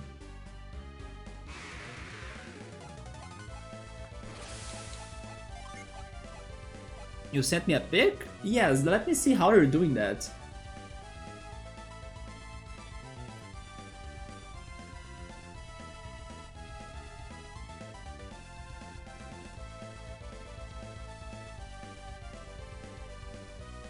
Oh, actually you are eating them at the same time, huh? Odd combination, but sure. Lovely snacks.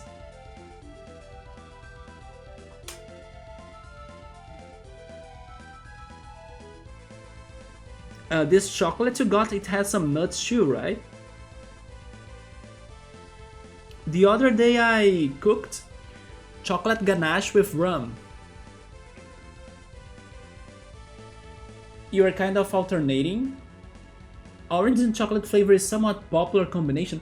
I mean, yeah, into a dessert, but not like in... I haven't seen anybody eating them both like that, like in separate.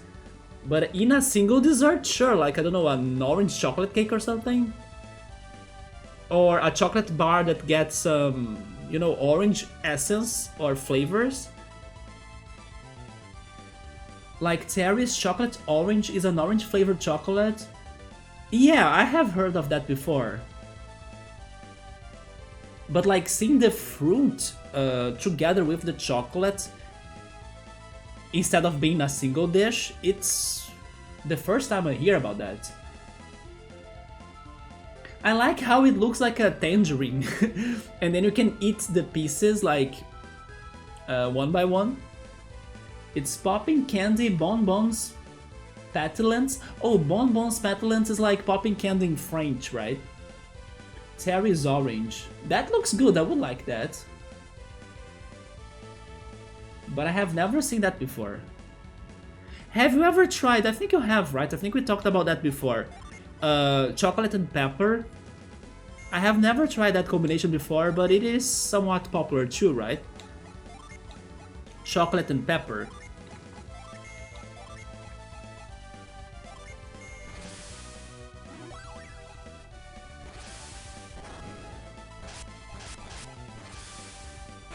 Hey Subaru, what's up, man? Subaru, today in Golden Sun, it's only like struggle. I'm super stuck in the game right now. I cannot figure what I need to do in this dungeon.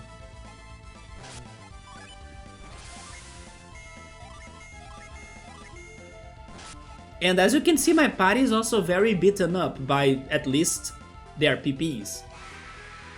So yeah, it's only a struggle tonight. But let's see if I can find something, right? I'm getting ideas, but not sure. If I'm very far from the entrance, actually no. This dungeon has been talking to me a lot about how I'm not finding the real entrance. So I'm trying to find the real entrance and I'm starting to imagine it's outside of the dungeon. Because there is this one puzzle in here that I cannot solve. Even though Garrett showed up and he said that, hey Isaac, can't you think on some other different use of your Psy energy to solve this puzzle and like move that block elsewhere or something? I tried everything. I still don't know how to work with those two blocks, especially the one on the bottom, because I could not reach it. But yeah, I'm stuck in here. And then there is another room that shows like a model By model, I mean a miniature or like a mini map or something. It tries to replicate the world, I think. Or at least it sounds like that. And then that has a miniature of the lighthouse. And then it has many panels on the floor. And then there is one of the panels that's shining. And I have the feeling that's where the real entrance of this dungeon is.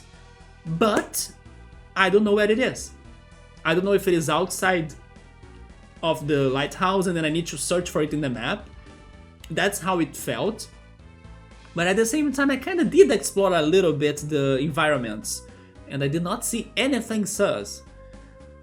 So I'm very lost, because I cannot solve this puzzle. And I also don't get the thing about searching for the real entrance of this place. There is also another thing too, which was the first puzzle of this whole situation. The one we even checked last stream.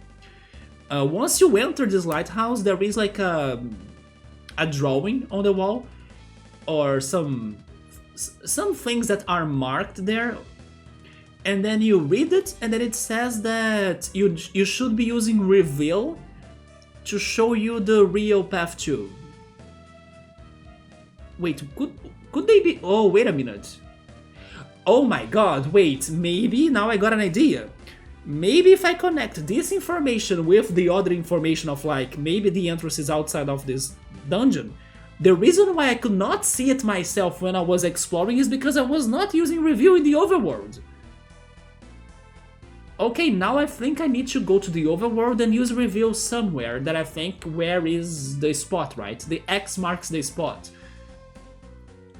Okay, that's worth trying, but it's only, let's say, my biggest shot at the moment because I don't know how to solve this puzzle. If I knew how to solve this puzzle, then fine. I don't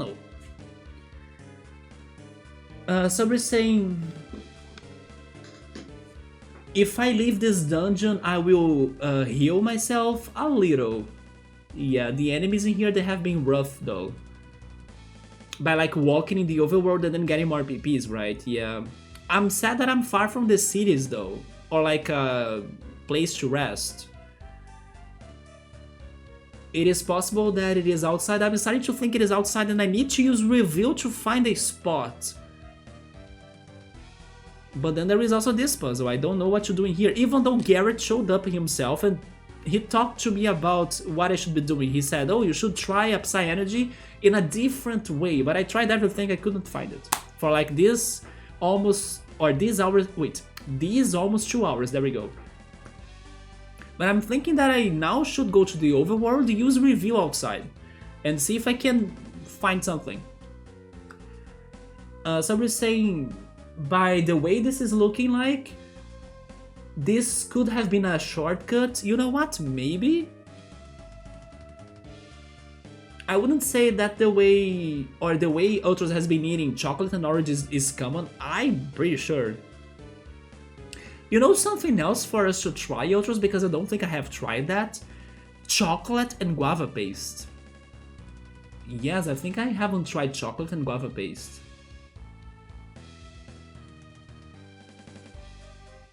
I wonder how different it would taste if I melt the guava paste in chocolate when I'm doing the chocolate ganache. But then at the same time, chocolate has a very strong flavor, so maybe the guava paste will disappear when mixed, right? What I have done before though was mixing heavy cream and guava paste. Yes, I have done that before. But wouldn't it be too unusual if you saw somebody sitting eating a fruit and chocolate?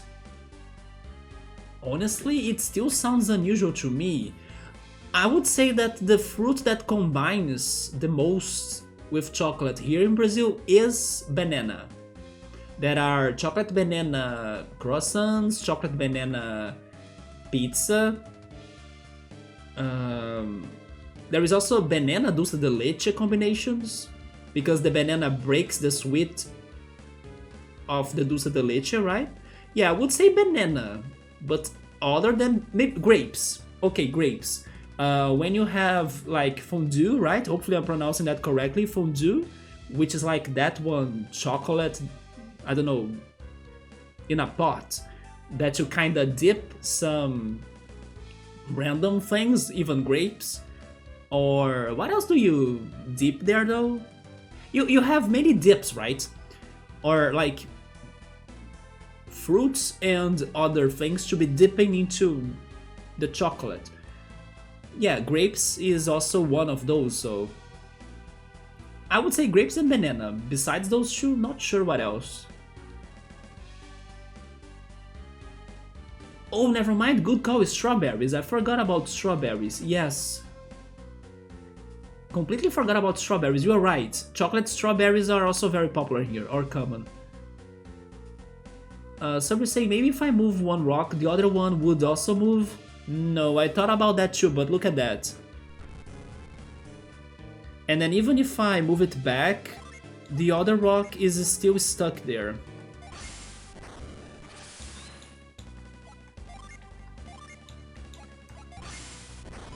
You see?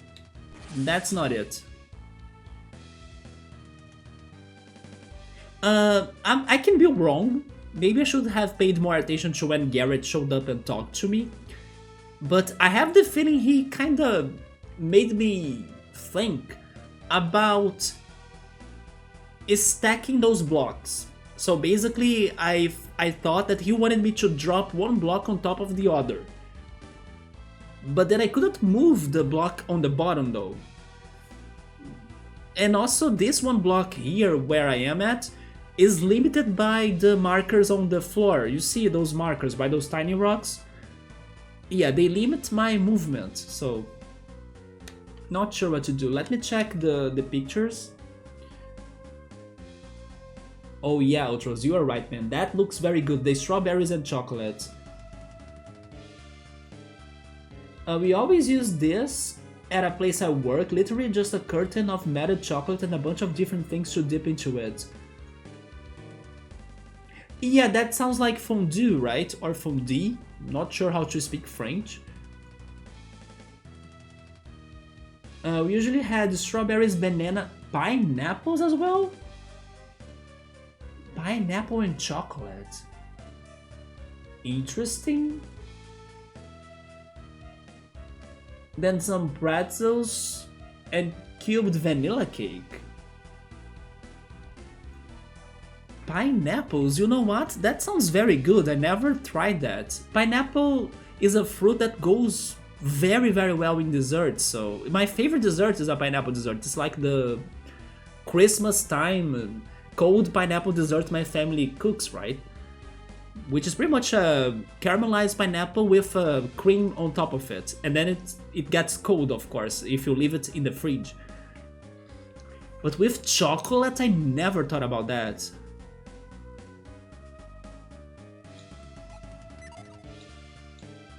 Subaru, I will show you my Psy energies again, in case you come up with an idea that I might not have tried so far. We have a Void, that hasn't been helpful though. Yeah, the random encounters are still showing up, even when I use a Void. We have Catch, I tried doing that too, but nothing happened. We have Force and Lift. And Halt, but I don't know if Halt would be useful in here. Then we have Reveal and Cloak. I forgot about Cloak, but I did not try cloaking here, but at the same time I don't know how it would help me out. And Reveal, of course. But there is nothing else in there. And finally Downs and Frost, but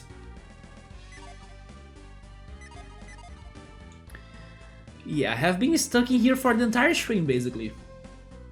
But now I'm thinking about going outside. Let me try getting to the other room that shows you the mini-map looking thing. Oh, by the way, also there are those statues. But I tried interacting with them and nothing happened.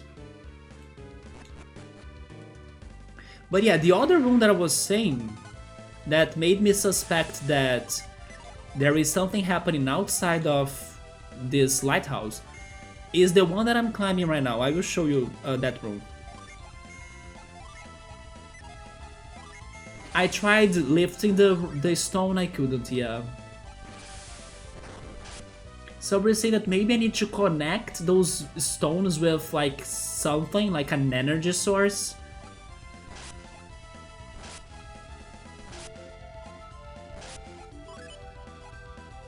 Because they do have a weird shape, right? They have a shape that you could, I don't know, somehow turn them on or, you know, light them on. Or power they up.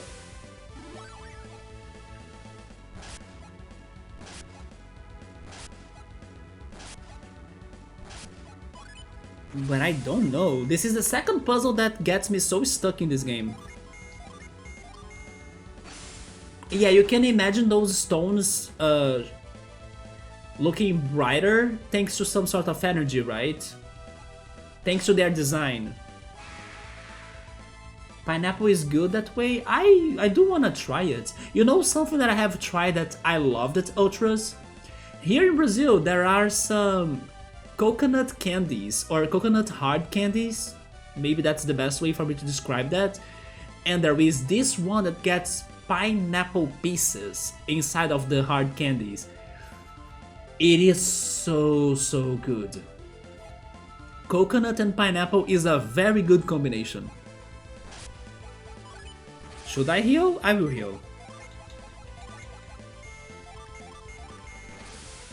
There is a place, I don't know how many are still in business, but it's called Edible Arrangements. Interesting. And they're supposed to be like gift to give to someone that is like a bouquet for flowers, except it's fruit cut into shapes on sticks dipped in chocolate. I see. And then they had a popularity boost for like maybe the 10 years ago, but then that's all about it. You made me remember, I don't know if that was a thing in Canada at any point, but here in Brazil, he learned Potent Cure? What is that? Is it for my entire body? Because I have been talking about that today too, right? I want some magic that heals my entire body at once. Oh no, it is like single target I think, but it's stronger, okay. You made me remember, Ultras, when there is this one thing, or there was this one thing in here that people could call for a service, and then that service was like a car that had speakers, and then they would like, hey, I want you guys to go to this person's house, give them a gift, like you said, maybe a bouquet or maybe some chocolate, but especially make a whole commotion like in the street, like close to the person's house, and then telling that person my message, and then you tell them what you want the person to hear, and then they will turn on the speaker, somebody will get a microphone and speak that up. Normally, of course, those were for like love messages, you know, something like that. Maybe sometimes it was something to, I don't know, celebrate somebody's birthday. But I remember that used to be a thing in here, for you to like call for the service, and then the service would bring a car with like a speaker, something like a gift to give to the person, and they would stop in front of the person's house, deliver the message in like loud volume, and make a whole commotion. Sometimes people would even be playing some background music and partying, you know, something like that. Those had some days here in Brazil, in the 90s or in the 2000s, right? Yeah, I don't know if you had anything like that in there.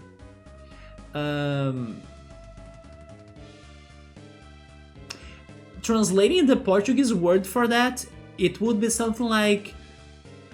no, never mind, I don't know how to translate this in English though. Telemessages? Does that make any sense? I'm not sure. Telemessages. Because it's like telephone messages. There we go, it makes sense. Telephone messages, yes. Because you need to call to the service, and then that's how you you order it, right? Also, thanks to the death of like telephones, and now we got cell phones and other things to like communicate, then those services, they started to become cringy and useless or less common, so they kind of died. But they had their phase before the cell phones were a thing.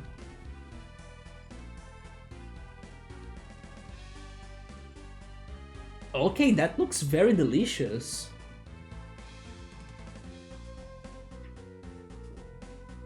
Yes, I cannot really picture all of the flavors from all of those pieces in that arrangement right there, but it looks very good. They are cute and expensive.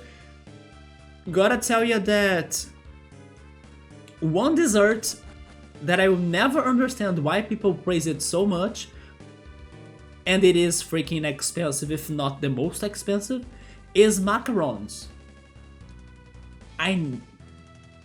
I don't see anything special about them, to be honest. Can't say that I have eaten many in my life, but what is there in macarons that, you know, people go so crazy for them? Hopefully I'm pronouncing them in English, I'm not sure. That's how I would say it. Maybe it is macaroons, but I think it is macarons, I'm not sure. But what the heck? Why are they so freaking fancy and expensive if they suck? I would rather buy, I don't know, 50 carrot cakes with chocolate on top of them than buying a macaron. I will never get that though. I'm not saying that I wouldn't change my mind in case, I don't know, I go to this one place, there is a macaron and then I eat it and then it's like super high quality delicious. But so far I do not understand why are they overpraised and, you know, so expensive.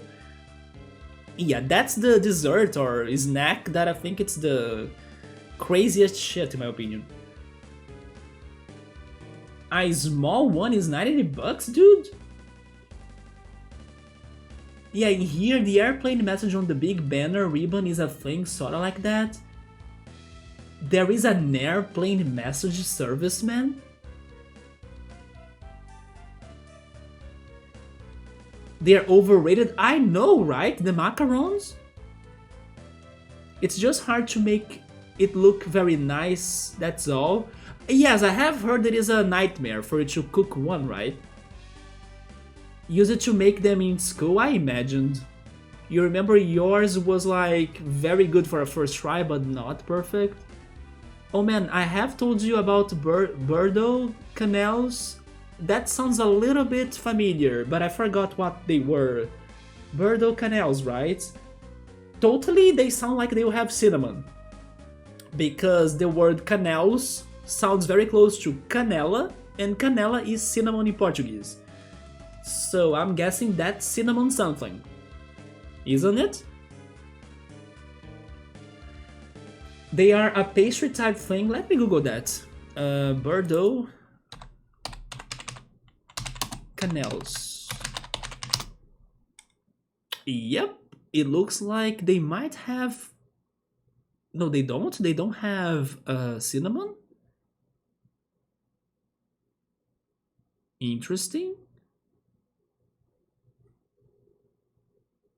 It is some French dough that gets... Oh, really? It can get some essence of rum and vanilla, but rum gets my attention. And then inside of it, it gets some soft cream and a caramelized crust, right? Okay, they look good. So is it a nightmare for you to bake those as well?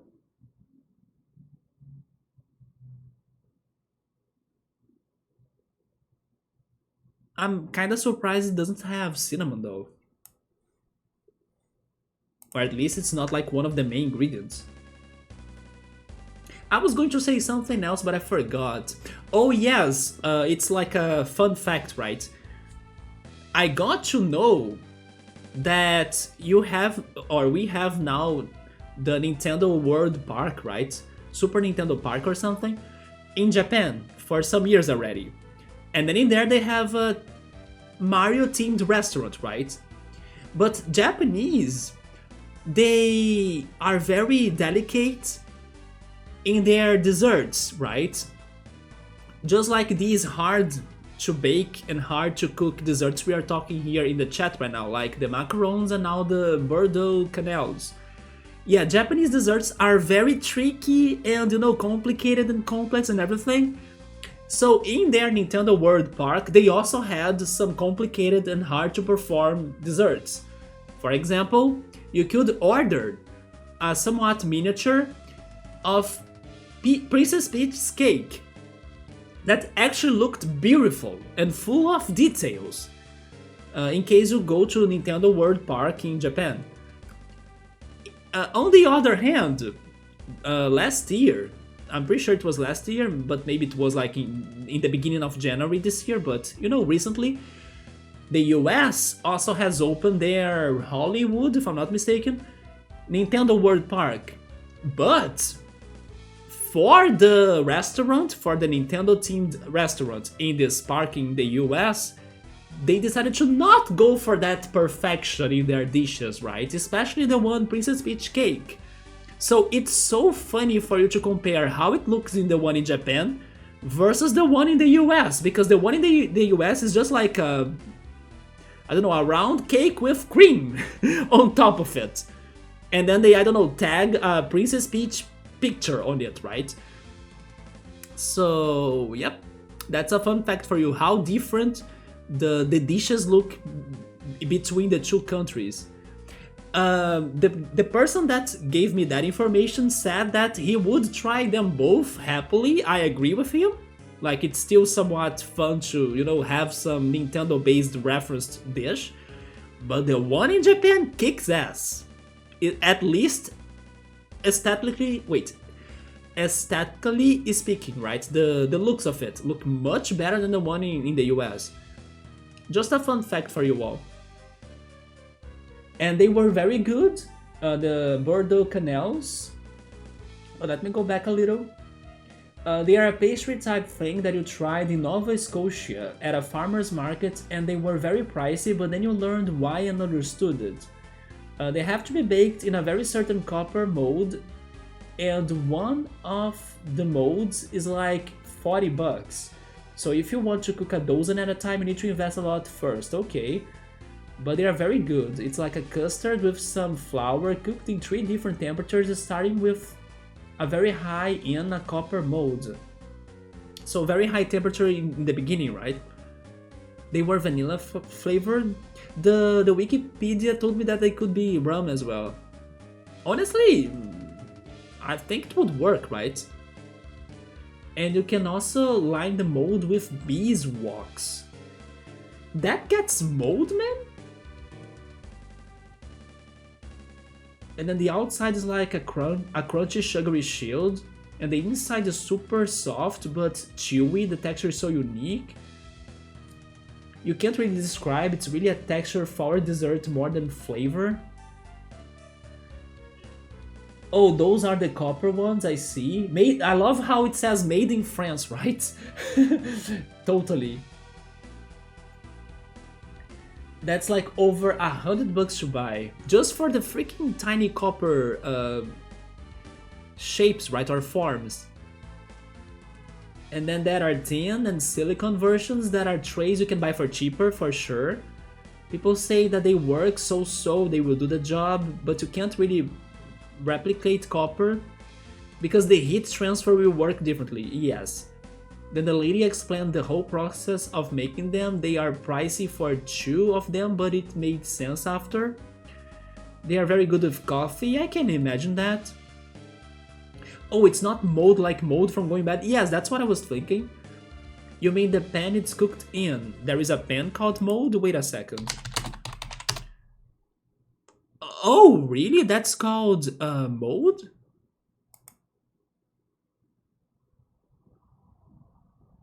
Ah, I see. So you can also say that they are form, right? Or forms. Yeah, that's in Portuguese, o molde.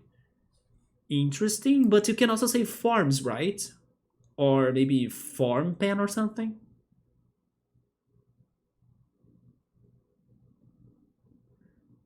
Huh, good to know that there is this meaning too. I have the silicone molds. Yeah, that's fair to say as well. The forms, yeah, that's how I learned before. It's because you are molding it. I just didn't know that it was a word in English, but it sounds like in Portuguese. Yeah, mold or mold, right? It's the same way to spell it at least. And it is like shaping it, giving form to it, yeah. I just haven't heard it before. And then I was thinking, oh, it's the freaking fungi, right? Or the plant. Subaru, by the way, that's what I was telling you. Look at that miniature, you see? It shows the exact miniature of the lighthouse in there and some panels. And then if I talk to this guy, he says that Professor Craydon... Yeah, Professor Craydon and the others showed up in here and they were able to open the door or to find the real entrance to this dungeon. And then there is that one shiny panel right there that I'm thinking if I compare it to the overworld, maybe that's where I need to get to. They did something to the statue that made the floor light up, that one. And then I'm thinking the lighthouse is, you know, down there, so I should head northwest, I'm guessing. And then if I read his mind, he says that, I wonder what mysteries the statue holds. Craydon said that the statue indicated the true path, but how? So I'm feeling like I need to go to the overworld and find that one spot in there. Maybe by using reveal. As I'm like beaten up right now, I will use retreat.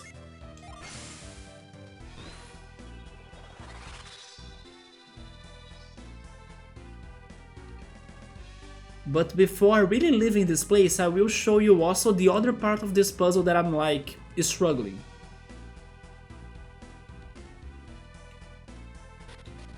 And it is right this. Yeah, this right here. It's the first message you get in the dungeon. There are words carved into the relief. If you seek to climb Venus Lighthouse, first seek the power within. To obtain this power, see with the eyes of truth, which is pretty much reveal, right? They will even use that word in the next part. Then the way shall open. But the path I reveal, you see, is not the beginning. The true beginning lies down ancient pathways on distant soil, so it is far. And then at first I was thinking it was in the desert, thanks to that buried sphinx. Now I'm thinking it is about that map from the upper floor that has the panels. But am I sure? I have no idea. And I didn't want to fight, but let's get them. Carolina is still winning. I love how now that the Leafs scored 4-1 against Washington, Carolina versus Boston is like the main game right now. They are still winning 3-1 now, let's go.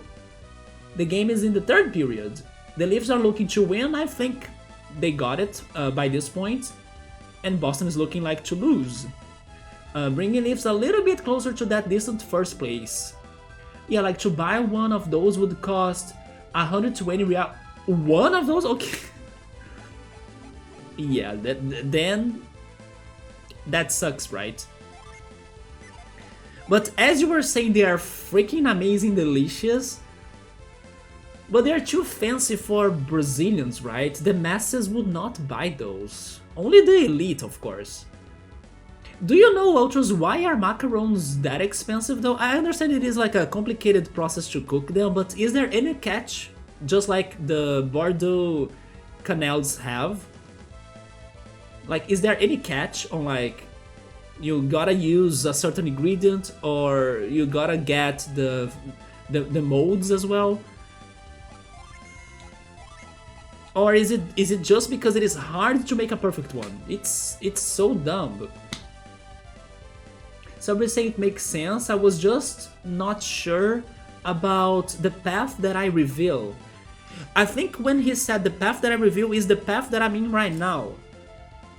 For example, I'm now inside the lighthouse and this is not the correct path, right? So it's not the path that he reveals, that's the beginning of the lighthouse. But again, it's vague, so I don't know.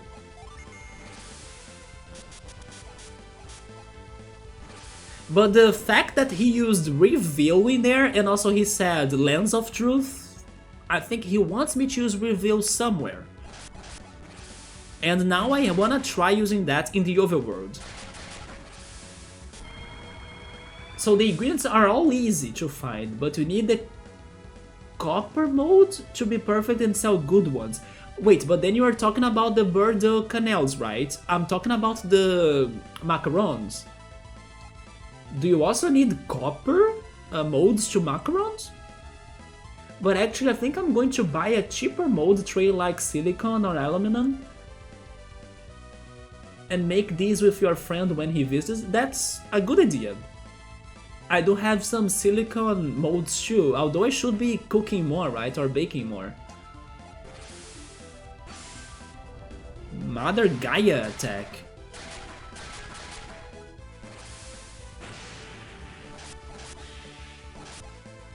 I still can't believe that I haven't cooked or baked cookies, right? What a shame, Alan. When are you freaking going to bake cookies? I have only baked the peanut butter cookies, but I need to bake better ones. Oh, the macarons? I don't know why they're expensive. Yeah, right? Just requires some labor, but the cost of ingredients isn't too much. Yeah. But things cost more now, but still. But it is funny how there are some macarons shops in Rio. There is this one in particular in Copacabana, for example. I wonder how are they successful actually, because they are very expensive. I mean, there are the elites, like I was saying, there are the elites of Brazil, but the masses, I think they would not be buying macarons at all or that often. Although, to also be fair, many people, they don't know how to manage money in Brazil either, so I think Brazilians in general, they are like maybe one of the people in the world that gets loans the most, thanks to like credit cards and bank accounts. So yeah, thanks to like the lack of education regarding money, people can be expending their money like there is no tomorrow, and then they buy those things, thinking that the credit card will give them the power or the way to do it, or like the loan is nothing. The other day I was talking to a guy that said that, oh yes, I have this one loan, but I don't care about it. I was like, are you kidding me? And then the loan is like multiplying and, you know, growing in numbers like crazy. And the guy's like, I don't care about it.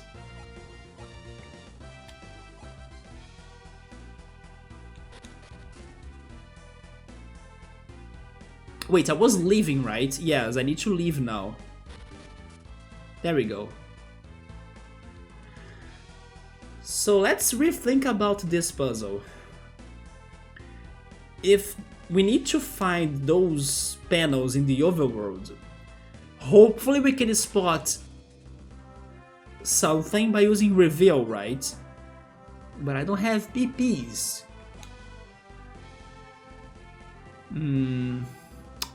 Where would be a good spot for me to replenish my PPs that's nearby here?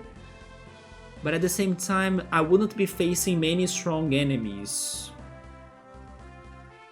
Didn't I have any strategy for that last stream? It sounds like I had something to do about this.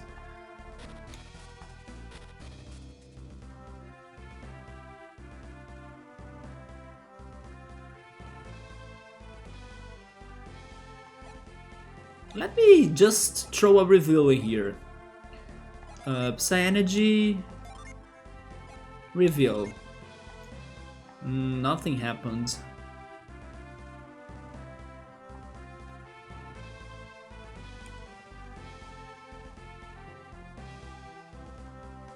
Maybe here?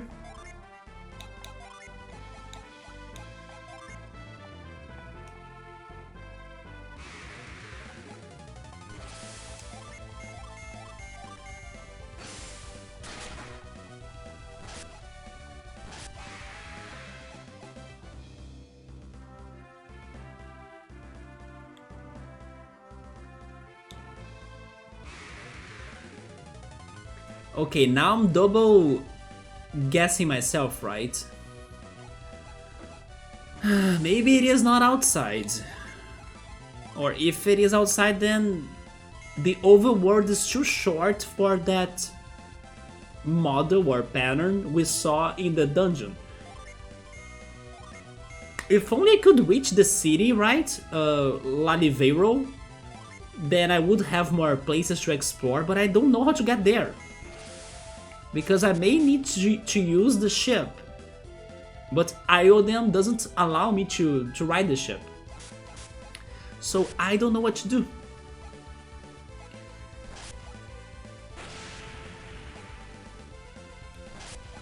Also, by the way, we were talking about the smoke bomb. The smoke bomb in this game, it's not for you to escape from the battle. It is actually for you to cause delusion in your enemy. So we're saying maybe I should have taken a screenshot. I think it is a good idea, but at the same time, I don't know how accurate would that pattern be, right? Because I'm feeling like there is no way for me to be that accurate on like spotting that panel in the overworld. So I'm like hoping, or I was hoping, it could have been more easy to use review and find it. Because if it is super like accurate, then we are dead. Even with a screenshot.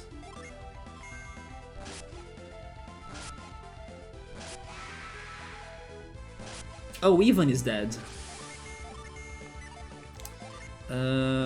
What is the genie that... Oh, yes,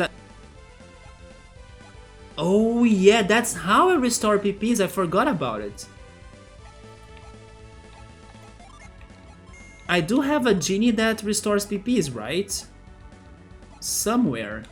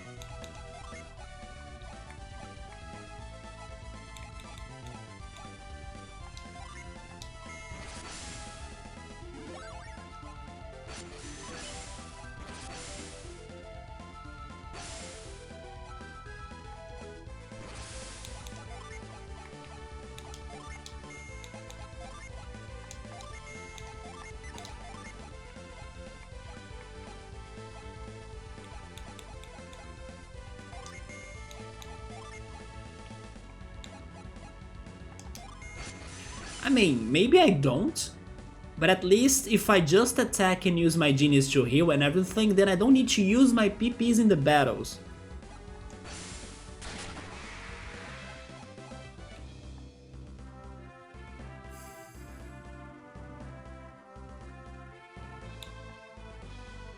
Oh, but wait a second, here in the overworld, maybe a void would be useful. So let me set that again.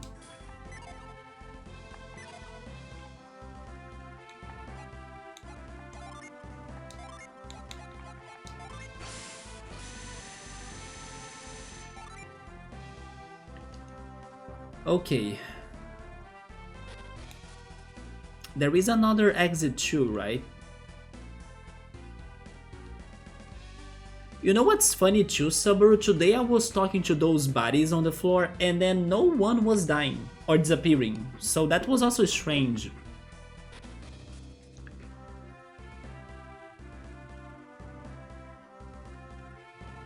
Yeah, but there is nothing. Oh my god, never mind, I can't get to Lalivero. How the heck did I miss this? Okay, maybe this is progress. I didn't know I could get to Lalivero. Also, hello Ice Dragon, hi and good luck, thank you so much. I think my luck has finally achieved. Or gotten to me, because I thought I could not get here. But let's see if this will bring us to somewhere to solve the second Lighthouse puzzle, right? More of Toby's soldiers lay defeated. Is this more of their work? Yes. That voice, it's Iodem. You survived! We suffered great losses. Yes, we have been seeing or finding your dead friends everywhere. Were you fighting a group of 6 people? They were 7. Wait a second. Jenna Craden, Felix, Alex Menardis Setros. Oh, maybe the 7th is the kidnapped kid, right? Because I think they are probably with the kid, and maybe that's how they were able to access the lighthouse. Because it's also the way that Babi asks for us to help him out, because we would be the kids that would allow him to pretty much get access to the lighthouse and also find the information or like more details about the ancient civilization, Lemuria. So probably the 7th person is the kidnapped kid from this place, from Lalivero. You have survived as well. There were 7? Is this the same group you were following before? It sounds like it, but they got somebody else, right? I'm certain of it. 1? Okay! So I was correct. It is the kid, Shiba. One of them must have been Shiba. I think so. And then Shiba brought access to the lighthouse for them, right? Shiba, you say, is this true? The scholar Craden was protecting her. I'm sure it was Shiba. Did you hear that, Isaac? What do they want with Shiba? I think Shiba will be a key character for them to get to either the lighthouse or to the ancient civilization. Or both. Shiba, they all... Once they finished with us, they headed for Babi Lighthouse. Okay, but why would they come here first then? What do they hope to find at Babi Lighthouse? That has to do with, like, our plot, right? Like how they want to cause unbalance in the nature, to become stronger and whatever they are looking for. But that's how they activated the first lighthouse as well earlier in the game. They spoke of the ruins beneath the lighthouse. Yeah, probably they will be the ruins that have the real entrance to the lighthouse. The real beginning of it. The ruins, of course, the foundations of the lighthouse. And Farron, okay, that's a new name. Farron. I'm taking a note in here. Farron, the master of the Lalivero, followed them into the ruins. And then what happened to him? Did he die? I see, Farron too. Wait, is Farron cooperating? Isaac, we must head for Babi Lighthouse as well.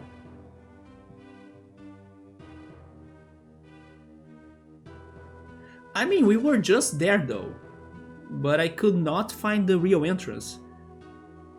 Are you concerned about these soldiers? We are fine, we must hurry to the lighthouse. The lighthouse, Shiba, if anything happens, just hurry. I mean, I was there, but I could not progress. Even the soldiers insist, Isaac, come on. Yeah, this is Lalivero. It looks a lot like the other city, Sunhala, right? Is it Sunhala or... Wait. Suhala, there we go, Suhala. Go again? 5-1, man? Or is it 5-2 now?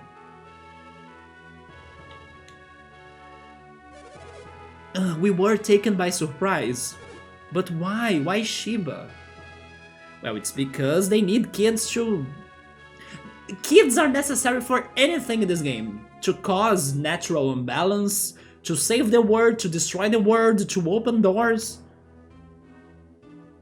Wait, you think your chat is getting eaten? What the heck? Did it glitch for you? Do I don't think I have mind read right now, right? Like on my shortcut. Give me a second. Also, by the way, I should save. Even though I haven't progressed at all tonight, I should save still. Yes. There we go. Psi energy. Yes, I have a void. So let's get mind read again. There we go. If only they didn't have Shiba. But even without her as a hostage, we couldn't have beaten them, that's for sure. They were terrible. We were no match. They are horrible. That's why they are villains. Even though I still don't trust Babi. Maybe Babi, like I have been saying, will be the real villain of this game. Oh, they were? It's like 5-1 and just a few minutes left. Let's go. Maybe this is the Leafs recovery. Probably too many same letters. Oh, because of the goal? Although I don't think I have, I don't know, you know, one of those bots that they block spam or something? They used fire on us. That's just not right. I still don't get why the water in these cities are like... Or is it like purple? I was thinking it's because it was polluted, but now I'm not sure anymore.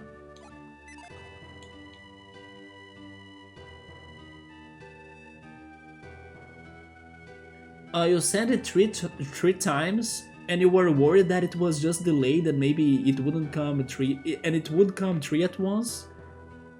And I would think it was 7-1. Just like Brazil versus Germany in soccer. Yeah, the Leafs are winning tonight for sure, man. And is it also ending for Boston there? Very good. Nice, right? And you were feeling very hopeless. Wait, hopeless. There we go. You were feeling very hopeless by the time I talked to you, right? About the hockey games today. We're like, I don't know if the Leafs will do something. Look at that. But again, that's not really the biggest game, right? If I'm not mistaken, you can correct me, of course. The biggest game is it is on Tuesday, right? Against Boston, actually. It's the Marner Sephiroth's... No, revenge is not the word, but... I don't know what's the word that I want to say, but... Rematch, maybe? I mean, not really rematch was the word, but... Second clash? Oh, to be honest, I wish I had... I don't know, a slice of that cheese right there. Looks like Swiss cheese. The party background, very well deserved. Let's go for it. There they are. The lights, the party lights.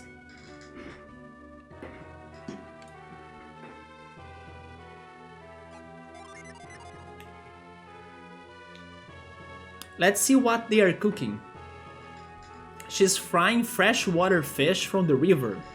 Also, by the way, this reminds me of something that I heard that I don't think it is a thing in Brazil, at least not yet. That blew my mind. Because this is like talking a lot about water. And then I remembered right now that I have heard that in other countries in particular, having pools that have salt water, or actually, yeah, salt water, right? Or savory water, I don't know, is like common. Instead of like, I mean, maybe I'm using the wrong words in English though. You know that normally, at least here in Brazil, You know that normally pools will have somewhat regular water that's completely different than ocean water, right? Because the ocean water has salt and it is savory and everything. But it seems like there is a, I don't know, there is this one option of having pools with somewhat salt or savory water, just like it is in the ocean. That's not a thing in here at all, and I heard about that this week. And I was even thinking that probably I would prefer that over the, let's say, not savory or not salty water in the pools that get lots of chemicals and things.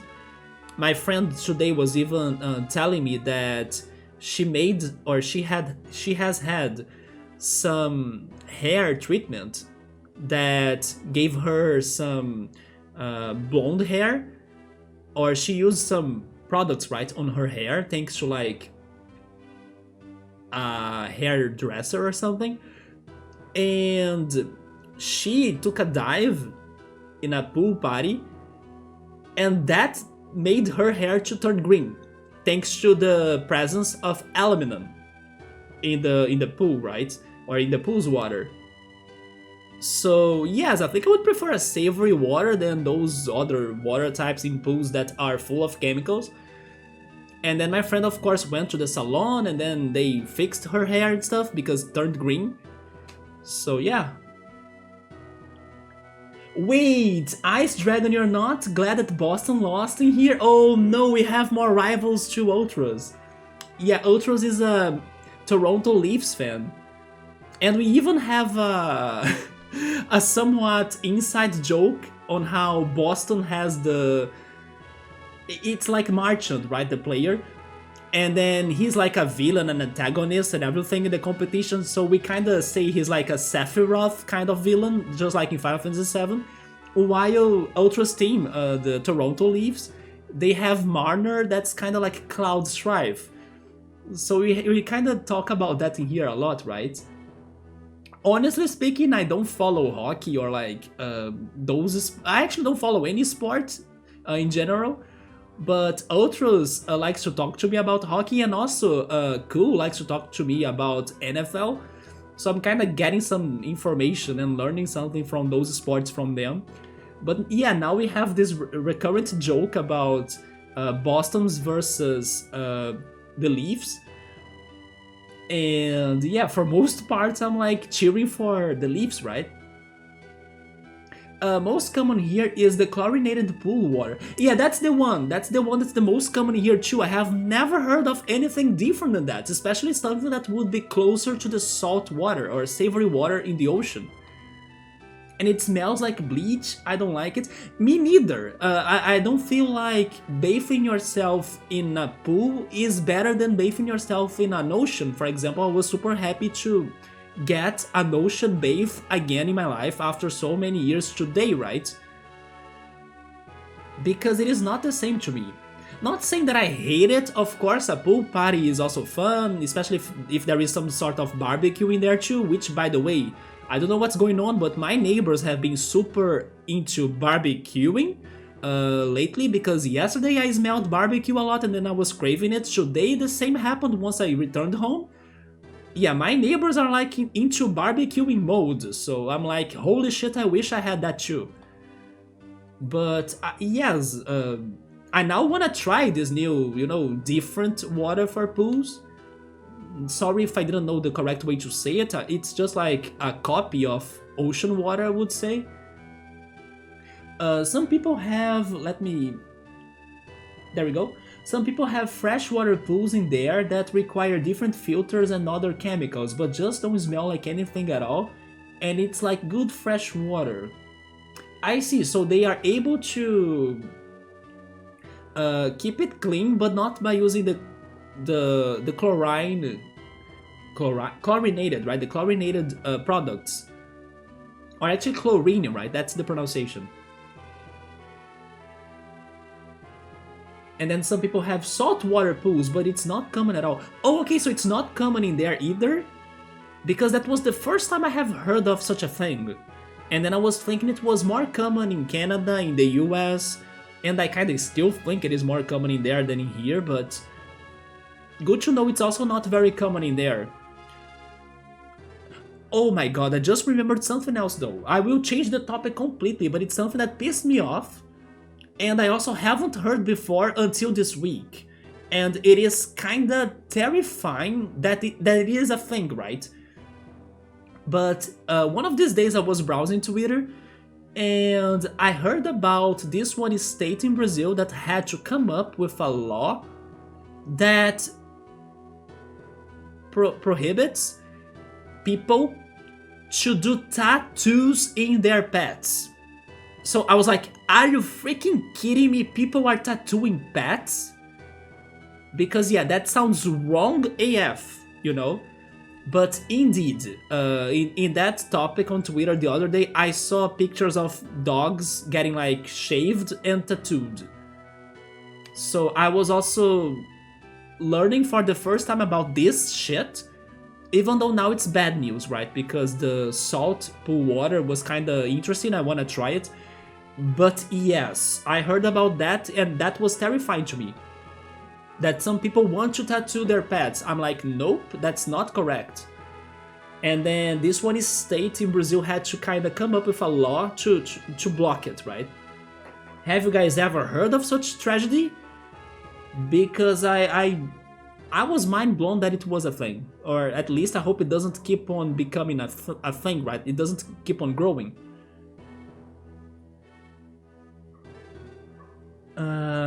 I'm not close to any ocean, so going into saltwater is occasion for you. That's what hurts me the most. I'm close to it, but I don't go there very often. Because it is a trip, right? A short trip, of course, and I don't drive, and the bus kind of takes hours to get there, at least an hour and a half. But when there is the chance, like today I had the chance, it is so worth going there. Otherwise, I mostly swim in lakes. That's something I haven't done in forever. Yeah, and you know what else was longer than going to a lake? Going to a waterfall. And then swimming in a waterfall river, right? Yeah, that's been forever. My hometown has all of that. My hometown has beaches, it has waterfalls, it has islands, it has lakes. I do think my hometown could have been like a better city and stuff in comparison to some other cities in the state. But one thing I will never criticize about my hometown is how it's complete in nature. Because it has everything. If you like mountain, you have a mountain area, you have waterfalls, you have lakes, you have rivers, you have the beach, you have islands. You have lots of options of nature, right? In one single city. But yeah, it's been forever since I went to the mountain part and to the cascades and waterfall part. It was only when I was a kid. My sister normally goes there because she has friends that have houses closer to the waterfalls and cascades, right? Yeah, my sister normally goes there, which makes sense for her to be like celebrating birthday parties with their friends in there, but not me, unfortunately. Lake is the best for ultras. I like lakes too, yeah. So we're saying, why tattooing your pet, right? Aren't the freaking shitty looking costumes and clothes that people give to their pets bad enough? Good point, man. Yes. It's now cruelty. I know! And the state in Brazil, Stubber, if I'm not mistaken, was Goiás. Yes, Goiás, it is a state in Brazil. They came up with a law to like tell people to not do that. So I was like, are you kidding me? People are doing that? Well, I grew up like 10 minutes from here and went maybe 10 times in my life. To a lake? Oh my god. Never mind, it is like a... It looks like a private beach, but it's more like a desert, right? Desert beach, like an isolated beach. Man, I do hope you can go there more often, man. Yeah, going there only 10 times, that's not much. I think I have only ever heard of an identification stamp or tattoo, like sometimes you may see a small number inside of a dog's ear. Oh, that's the chip, right? Yeah, having some tagging, right? I think that the tagging should be in a collar. Is that the word? Like in a dog's or pet's collar or something? The fish is fried crispy. You could even eat the bones. No, no, no, no, not eating the bones. Are you kidding me? His wife seems very calm and considering. His wife seems very calm considering. Deep down, she must be worried about Shiba. Wait, is this Shiba's house? That couple raised Shiba as though she were their own child. I see, so they actually adopted Shiba. When someone like Shiba is kidnapped, it worries us all. We received Shiba from the sky and raised her lovingly. What the heck? From the sky? How come? I know Farron will rescue that child. It's so painful to even think of anything bad happening to Shiba. I would take her place if I could. I would go in the summer if anyone near my mom's like friends would wanna go. But that's not common or often. Is it because they don't like going to the beach in general, or because they have another, I don't know, beach in mind to go? Last you were there, it was in 2017 when friends from the US came for visiting. You live closer to better... Yeah, that's what I imagined. But still it is good to go to, you know, different places. For example, today I was very happy that my friend picked this one beach because first I have never been there, but second because it was a very crowded day in that area, in that part of the city, because everybody was like, oh, let's go to the beach, and then, you know, we had traffic, we had crowds, and I knew for sure that the other beach that we usually, or we use it to go the most, would be freaking crowded in comparison, or way more crowded in comparison to the one we went to, which is like more simple, you know, in general. But I'm happy because of that, because we went there, it had some people of course, but it was not uncomfortable at all. Maybe the only complaint I would say is that it didn't have many restaurants nearby the beach, so the only one we saw and we wanted to try was crowded and full. There were like 6 people waiting for a table in line, so we kinda gave up about eating lunch in there.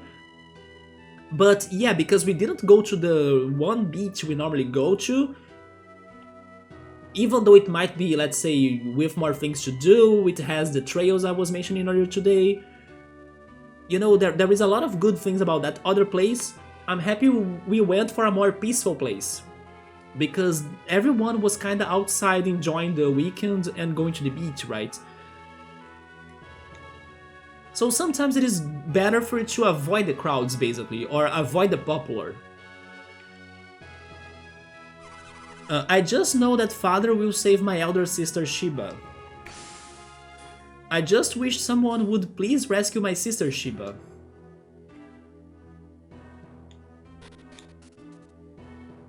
It's not easy to coordinate with friends.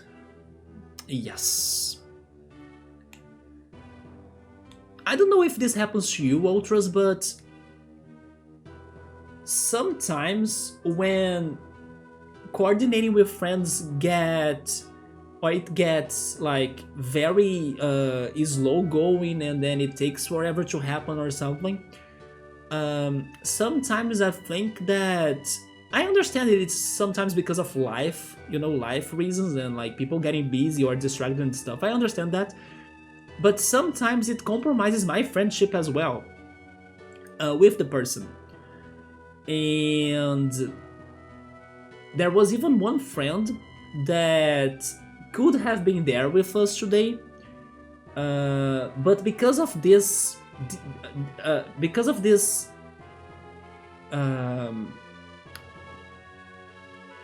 because it was hard to coordinate the meetings with her. We were kind of having problems with her, right? But thankfully, we kind of had some talks in the past days that we kind of made amends again. But yeah, it is not easy to coordinate with friends, and then unfortunately, if that doesn't happen with some um, I don't know, frequency or regular pattern to me, if it takes too long to be able to coordinate something, then it compromises my friendship with the person sometimes. Yeah, that happens to me when it takes a lot of time, even though if it might not be like somebody else's fault or it's just like life happening or something. But I have noticed that sometimes it does make me feel bad about that friendship. Shiba could have been. Oh wait, somebody is saying that Shiba could have been born from Suhala, like the first city we have found, but she was found or adopted from here, right, Lalivero. Sabur, I just don't understand why they mentioned that she came from the sky. That sounded very mysterious. That they found Shiba coming from the skies. Sorry, yes and no. Truthfully, my life boiled down to really just two friends you have bandwidth for. One I have seen once for 30 minutes over the last 4 years because of his clinical issues, but it's getting better. And the other one, he's sort of hard to plan with because he's not responsive, but we have had some plenty good talks and understand him enough to get it.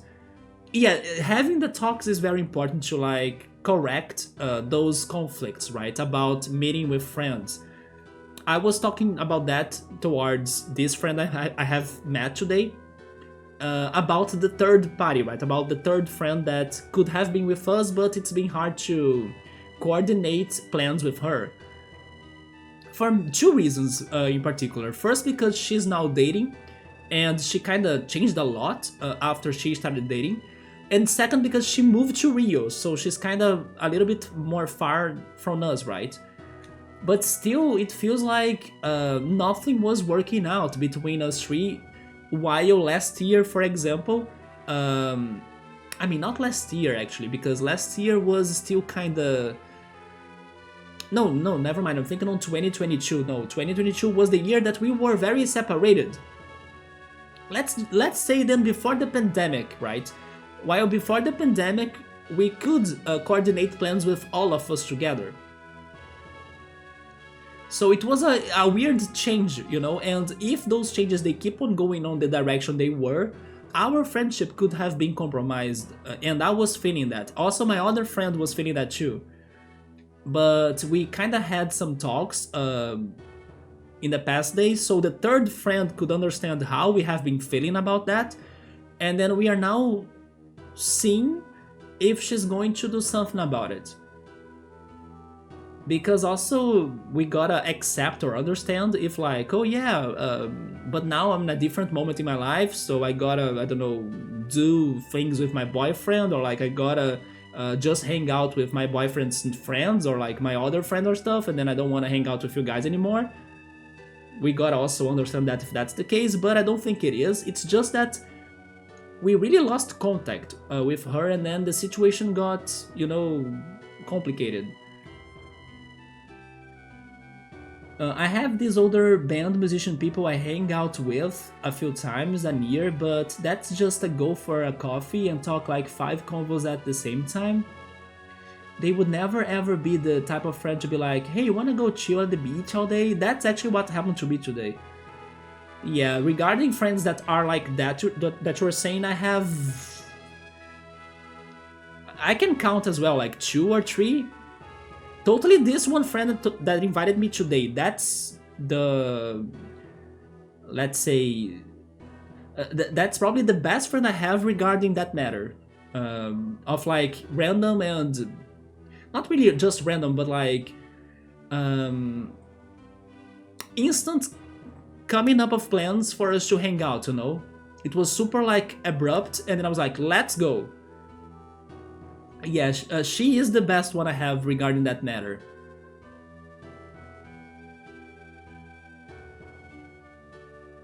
These people don't even wear t-shirts. Wait, what? If I didn't understand my friend well enough, the communication difficulties would be something I wouldn't really endure with anyone, but it's more him than anything. That's the conclusion I got to my friend that's like introvert from all of the fights we have had last year, right? Yes, I decided to start trusting him more, but I made it clear that our situation and our friendship was the way it has been thanks to him, or thanks to his fault. And I think he finally, realized that, and then he started therapy. But right now, everything is under a pause because he's traveling to Europe. So I will see what's going to happen after that. If nothing happens, then I think I will need to accept the situation like you are accepting your situation, out of like, yes, I understand him now, but like the plans don't come up or anything. But yes, my struggle from last year was trying to understand that friend, and then now I think I do. And also, on a side note, thank goodness my other new, let's say, people in my life are also looking promising little by little. For example, some Pokemon Go friends that I have been playing together with them. The other day, right, some weeks ago, I was saying that I hanged out with the same person like 3 days in a row to play Pokemon Go, the Switch, and like, it was super great, but it made me exhausted, but worth. Yeah, so thank goodness some other things are also happening, some new things, new people. But yeah, this one introvert friend, I got to the conclusion that it was totally something about him, and I had to go through everything we went through to understand that. Because for a lot of it, I was thinking it was also something about me. And maybe it was. But after last year, we both realized it was more about him. And now he's working on his shit, right? Which could be a change or not, I don't know. In any case, I do now understand him better. He seems to cycle in moods. It's probably something deeper, and I get it. I know that it's not because he doesn't try or whatever. It's just that he has some difficulties. Yes. It's crazy how people are very different, right? Yeah, so needless to say, the two friends I actually like being around. I'm challenged by both as far as I'm actually seeing them. The thing that pisses me off the most, man, and I was also talking to my friend today at the beach about this, about the third party friend we were kind of having some problems with, right? Is that, to me in particular, I think a lot about the future and the present time. So sometimes I kind of simulate the future. And then let me give you the example of the introvert friend. We have met each other 2 times last year. Like, we had a lot of fights, we had a lot of like discussions and arguments and everything, and we only have met 2 times last year, which was very little in my opinion. And if I kind of take that into like the future, if we continue going with that pattern, it means that in 10 years we are going to meet each other 20 times. When I think about that, I feel like, are you freaking kidding me? 20 times in 10 years, guys. It's so nothing for like that amount of time. And then time has been like, at least in my life, I have been feeling like time has been flying so fast lately. So damn fast. And then that's why I worry too much about these things that are stuck, or like people that they can't be more present or something. I understand their problems, but at the same time, I want them to see the situation about, hey, have you realized that time is passing by? We are not living the most we could live today, and then, I don't know, at some point I'll be 40 years old, like next week I'm 34 already. So, like things are happening, but nothing is happening between our friendship. When that coin drops, it's when I get mad. but still, like, we try doing our part, and then sometimes people, they don't react, or like they are different, right? And then we need to understand that part too. But it does make me depressed, because when I get lost into those thoughts of like how time is passing by but nothing is really happening, it sucks. And then it made me fight so much last year. But anyway, this is a new year, and hopefully things will be better for all of us regarding our connections, relationships, and everything. Let me check something on my phone because it is the time. I just looked at the time right now. Let me see if there is something here for me to get for tomorrow. Also, by the way, I can only stream for 1 more hour because the TV show is going to start. Okay, there is nothing here for me. So I think I will just explore this city because the Lighthouse attempt was a failure. But yeah, people are very different. Introverts, extroverts, people with their own traumas. We also have our problems, our traumas and everything. Balance is key, right, in the end. And my friend was telling me some important things too. Actually, I kinda got to some very good messages lately. From both YouTube videos that I watch, tarot readings that I watch, and then this friend as well. This friend was saying that anybody can kinda disappoint us, you know, and then we should kinda not only be ready for that, but understand it. Because yeah, sometimes we have expectations and then they most likely won't be like true.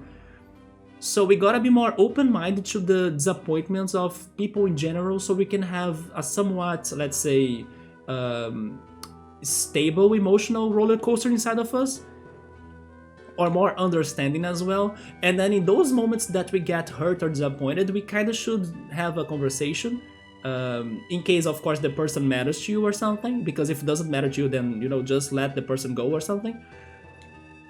But yeah, she made me realize that everybody, even the closest people you have in your life, everybody is up to somewhat disappoint you at some point thanks to something.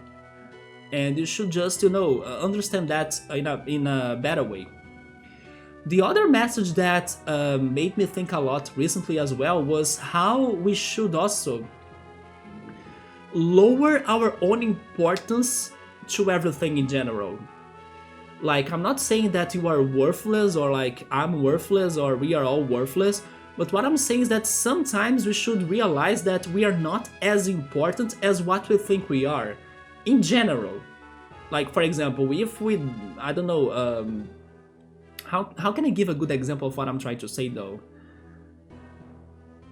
I mean, it could be more, you know, vague and I could go super far by saying, oh yes, what are we in this, you know, vast universe, which is also kind of true, right? But basically, I think it's because we all kind of take everything too seriously, while we may not be that much important to society in general or to anything like that. But again, I'm not saying we are useless or worthless. I'm just saying that it is okay for you to not be super important to things. And then once you start looking at yourself like that, you also cut some expectations you may have to either yourself or like to your life. But it also brings you some peace, right? Because, for example, there is this big deal happening in my life, but it's actually not a big deal, because like maybe I'm just giving myself a lot of importance when I shouldn't. It's hard to explain what I mean, but it was a thought that made me think a lot too. That maybe I should just take my life in a more chill way, you know, or like not think that I'm... It's also about how some people think they are the center of the universe, which is not really it, and how life is like this combination of all sorts of things. And sometimes you really don't have a super important spot in everything. Like, actually, nobody has. But we normally tell ourselves that we have it. But in general, everybody's just, um, a collective instead of like a very important individual. So yeah, like dropping your self praise or like thinking that you are super super ultra important also helps you to not grow too many expectations to the situation you need to face in your life, bad and good situations. So I was thinking about that too. I think it is a lesson from Taoism. Yeah, I think it is something that you can learn about if you study Taoism, on how um, things are bigger than you. Things are more complicated than yourself. So you should also put yourself in a more calm spot, right? See yourself in a more respectful way as well, but not really overthinking about it. Anyway, what am I talking about, right? But yeah, I have been thinking about these things and some others too lately. Anyway, Babi's most precious belonging is kept here, and no one may enter. I wonder what Babi's most precious belonging is. I don't even know. How can I be interested in guarding it?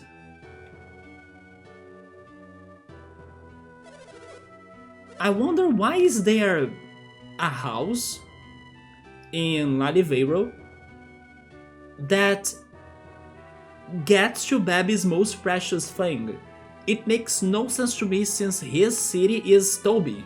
Why is um, Babi's most precious thing not in Toby?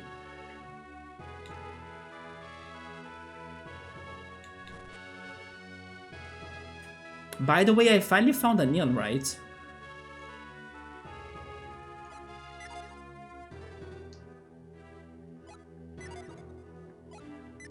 Also, let's change the topic. Regarding those Pokemon episodes, the last 11 episodes for Ash's plot, right? We have gotten summaries of the February episodes. And spoiler alert, not only is Squirrel is returning, and some people even think that in that episode, Charizard and Bulbasaur will be rotating in Ash's team, so we could have the original trio in that same episode. But the last episode of February will bring back Lapras. So I like that a lot too. Doubting Shiba, that is foolish. Shiba is the savior of Lalivero, there is no mistake about it. I don't know of anyone other than Shiba with power like that. Interesting.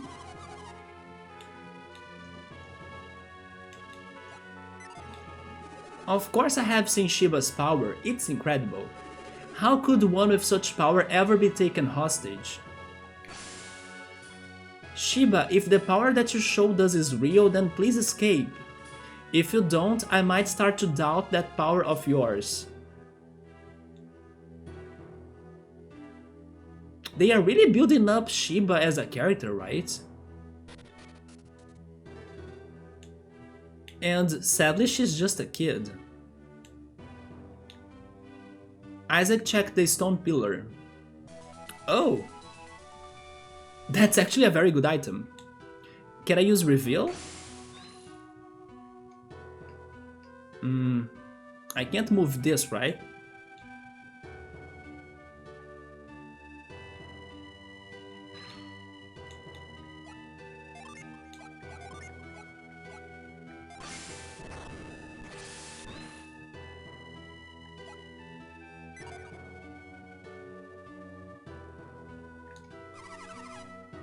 If I were bigger, I would have saved Shiba myself.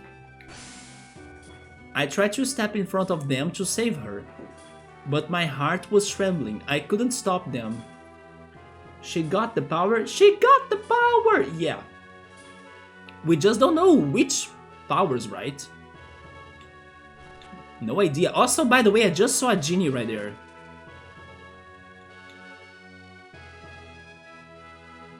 Yeah, how can we climb up there now? Welcome to our inn.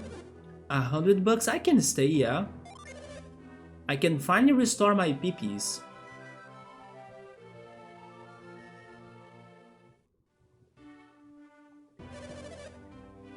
Have a nice trip, thank you. Why did this have to happen to Shiba if only it were a dream? Subber, by the way, what did you think about bookmarks emotes?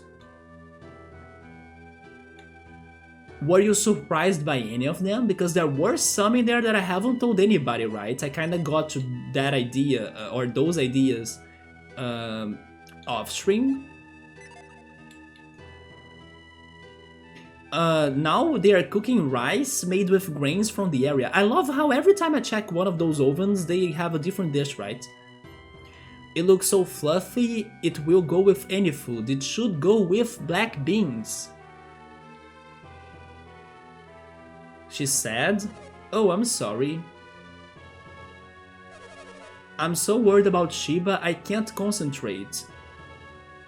But no matter how much I worry, there isn't anything I can do. Now to work, to work." Holy shit! She got hyperactive now. Wait a second, you don't need to overdo it though. Working like this keeps my mind occupied. House cleaning, changing sheets, it's all done, right? I'm just not myself. Sometimes I don't even know what I'm doing. But honestly, she's right about that. When you find like house chores or something like that, something that actually demands some physical work, it does help you to distract your mind. Subber did like Kina, yes.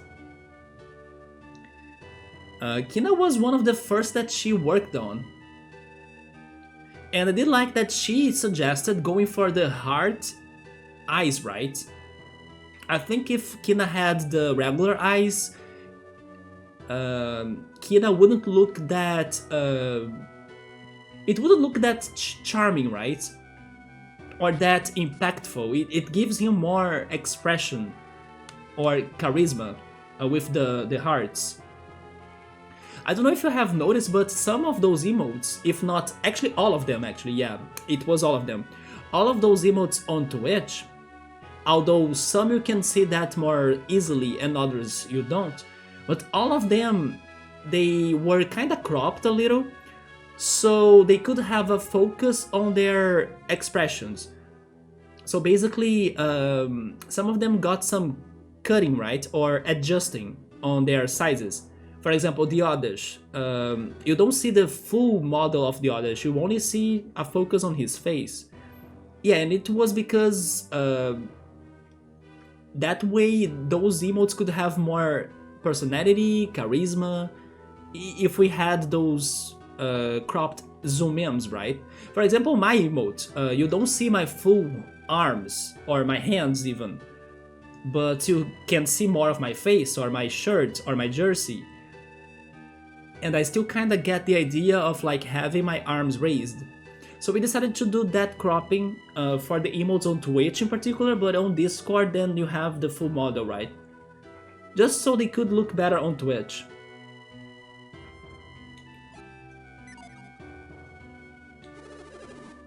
One of my favorites though, yeah, you see, you can see all of the Oddish leaves, even though the real model has everything. One of my favorites was Absol, because the day we were figuring out Absol's eyes, it was probably the thing that gave us the most work to figure out his eyes, because I really wanted his eyes to be intense, intimidating, flashy and blurry, you know, like you were in a dark room and then you could see the red of his eyes. And it turned out perfect. Like we worked a lot to get his eyes correct, but it was so damn good, the result. Especially in the real-sized drawing, right? Yes, it may not be it may not be easy to notice in the tiny emote, but in the big picture or like in the real-sized drawing, his eyes are so good looking, and it was so hard to figure that out. We tested a lot of things together, but we got there. We got to the result we wanted. Probably the hardest one to come up with, the Abyssal, yeah. But it was also, I get like hypnotized for his eyes because they are so like catchy for your attention, right? They really get your attention. We must obey Toby. That's what led to this happening to Shiba. But yeah, the Mog emote, I think we haven't talked about him. I think that was a surprise. The Oddish one too. It wasn't really like fully decided that we would go for an Oddish emote. Babi is responsible for all of it.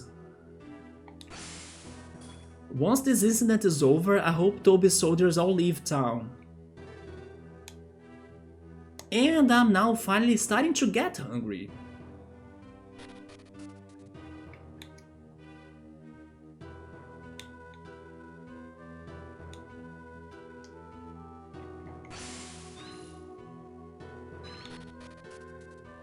Yeah, the Mog emote. Luca. Oh yeah, Luca was also surprised. I think nobody knew about Luca.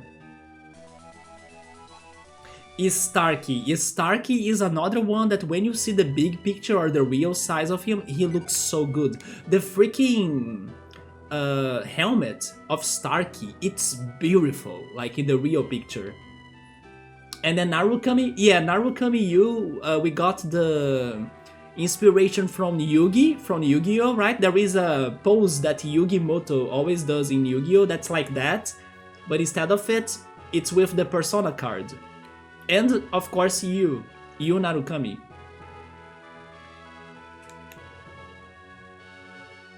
And then Professor Layton got a pose that also resembles Phoenix Wright, like the objection, right? Or as X5 would say, because X5 has been playing the Professor Layton and Phoenix Wright games, protesto in Spanish.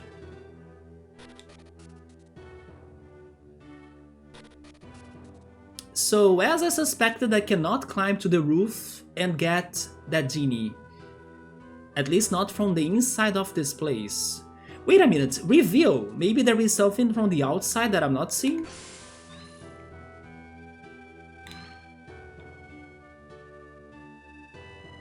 I still think there might be something on the outside that I'm not seeing. Oh, wait, no, that's just the regular growth plant, right? Yeah.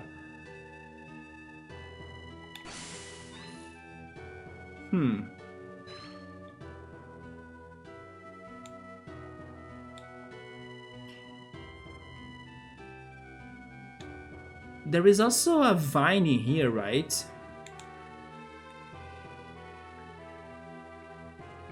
Huh.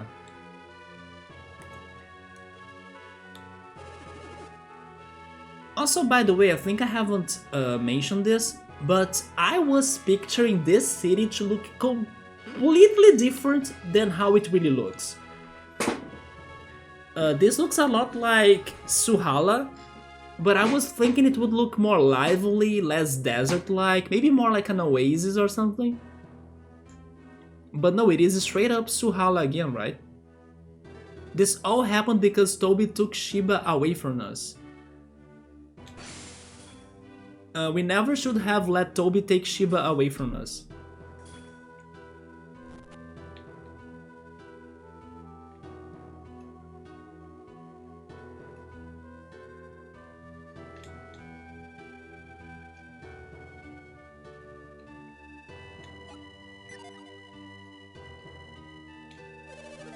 They say a man named Iodem is coming from Toby. Yes, he's with us. I guess he plans to make us to do even more work. Not really.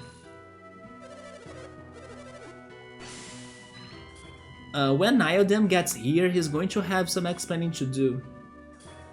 The purple water, yeah, the purple water continues, right? What is up to that? I wonder if I should flee Lalivero. I mean, if you feel like it, then maybe? What are they cooking in here? The pot's full of a stew made with many ingredients. It looks like it will bring strength. Shiba said the cave at the ruins leads to the southeast. Wait, the cave is the real entrance then, because the real entrance according to that room, right, was northwest. Northwest is the opposite of southeast. So I believe these ruins could be related to the lighthouse. But it couldn't possibly lead all the way to the Venus Lighthouse. It could, if it is an underground passage.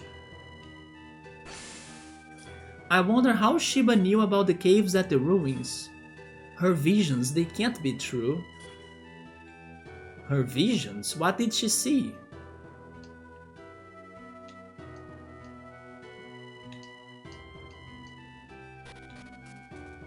And I'm still feeling so bad that I didn't know I could get to the city. And then I was like getting stuck over and over in the lighthouse. No one's called me, so maybe I will take a nap. It's been so long since I had a nap, I had forgotten how nice they are. The ruins that form the lighthouse foundation are riddled with caves. If you could get through the caves, I'm sure it would solve the... Oh my god, yes! So there we go. I'm sure you would solve the ruins riddle. Maybe the ruins will give me a new Psy energy to solve everything. Those caves are too dangerous for me to explore. If only I were a warrior, then I would go find the treasure in the caves.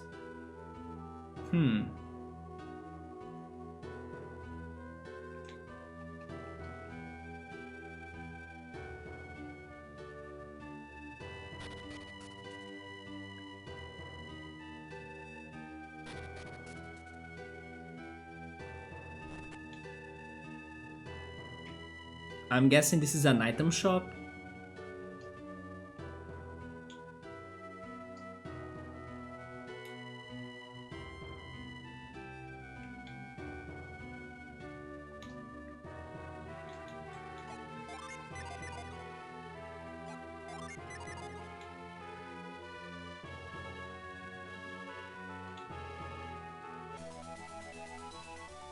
We found an antidote, but eventually we might need to sell it because of our inventory being full every time.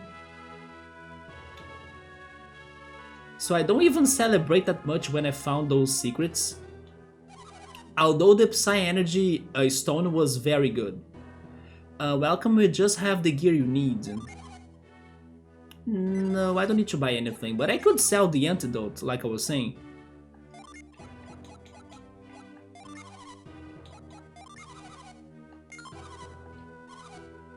I may have more, right? Not sure. Oh yes, look at that.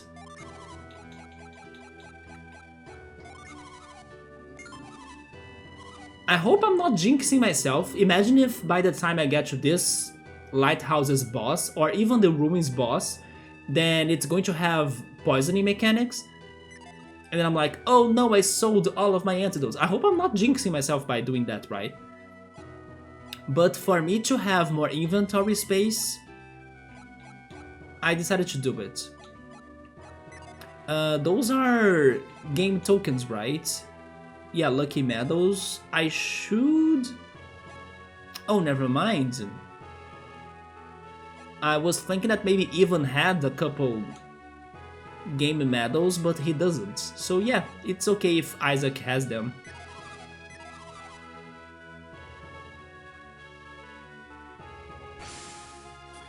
If anything happens to Shiba, I will never do business with anyone from Nangara again.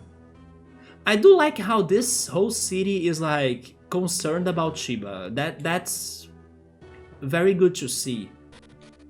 It feels like the city is all connected, right? And then everybody cares for each other. Let's see this one.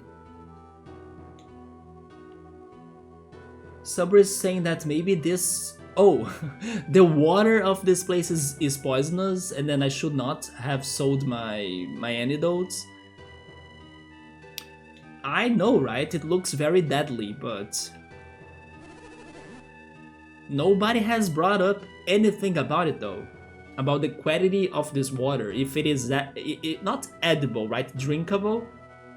If the water is drinkable.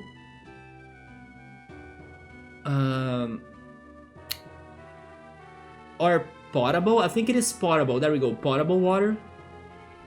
Shiba came flying to the ruins like a shooting star. You see, that's the thing. They were saying that Shiba showed up from the sky. Shiba... What if Shiba is an alien? She created a massive depression in the center of the ruins. Yeah, you see, I'm starting to think that Shiba is an alien. Even though she fell out of the sky, she wasn't even bruised. They can't hurt Shiba.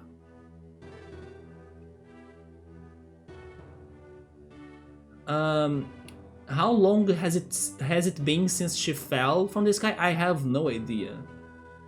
It sounds like a while already because everyone in the city knows her, right? So it takes some time for her to bond with everybody, so... I would say a while. Do you think it could have been 3 years? So basically, when the disaster happened in Vale, was also when Shiba fell from the sky? Yeah, Subway is also getting to that conclusion that some years have passed by since we started the game, right? And then we have the meteor shower in Vale. Yeah, it was 3 years ago. You think that probably that natural unbalance was the reason why Shiba fell from the sky? That's not a bad theory, actually. Maybe Shiba is a god or a goddess. And then thanks to like nature looking bad, she also lost her powers, or like she also got damaged. Even Shiba couldn't have escaped 6 of them. If something happens to Shiba, what will become of Lalivero? Were they meteors or magma balls? No, they were like big rocks. More like meteors, right? Not really coming from from space, but I think they were coming from a volcano. Either a volcano or from the mountain, right? Vale's mountain? But I would guess a volcano. But at the same time, they were not full of lava or magma. I just remember big boulders.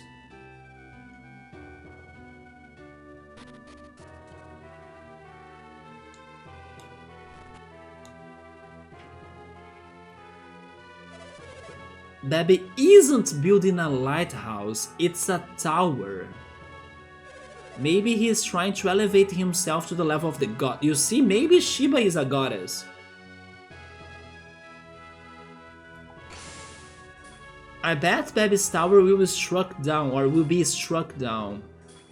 Man, give me a second.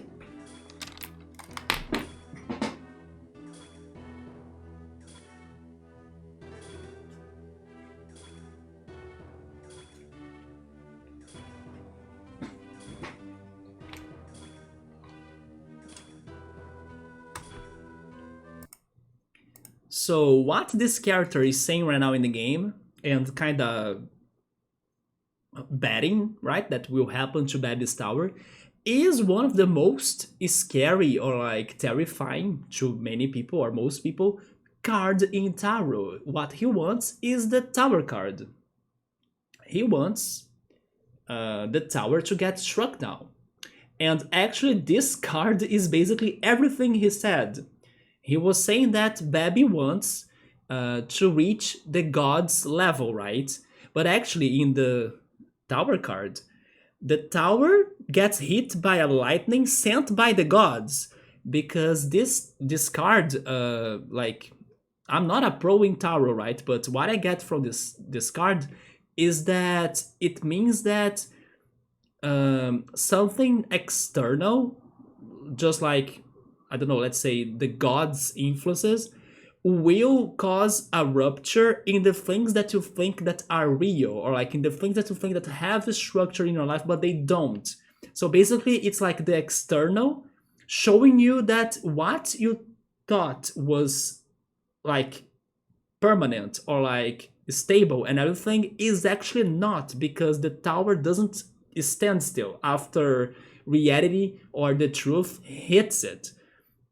So basically, that's why people are very terrified of this card, even though the aftercome is positive, because then you will have something more real, something more true after your tower falls, right? Because it's pretty much something that you were thinking that were there, or like something that you thought that um, was real for you, or it's like a big shake in like, hey, wake up. It's like a big wake up call, basically.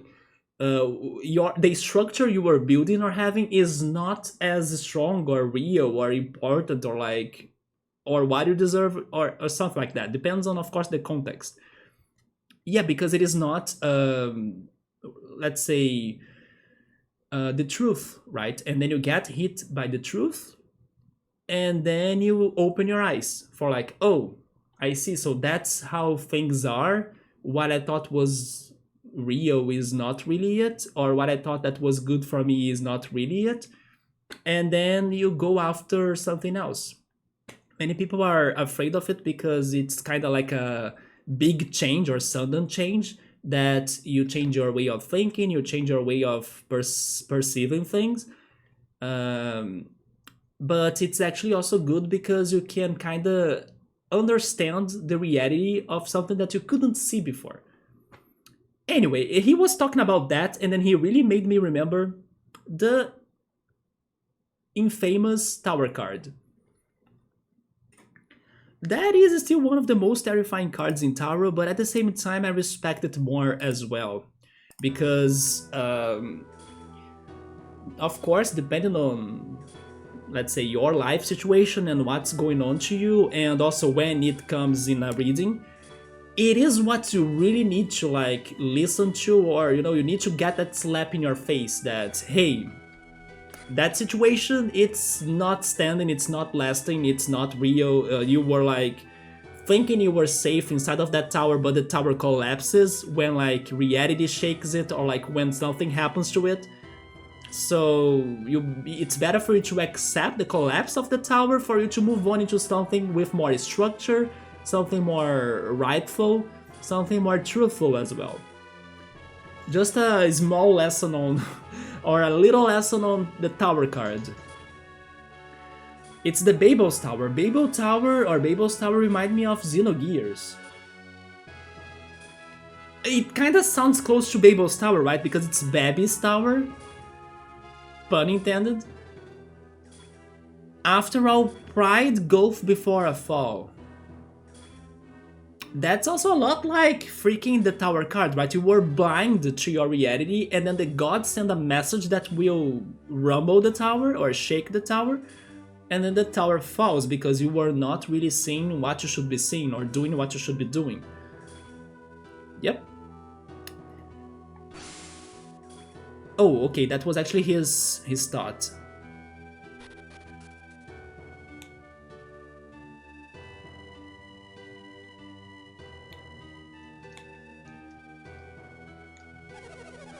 There was an earthquake at the ruins before this happened. I wonder if Shiba and the others are okay. The stones we stacked for the lighthouse won't fall, will they? Which stones are you talking about? Are you talking about those blocks that I couldn't move them?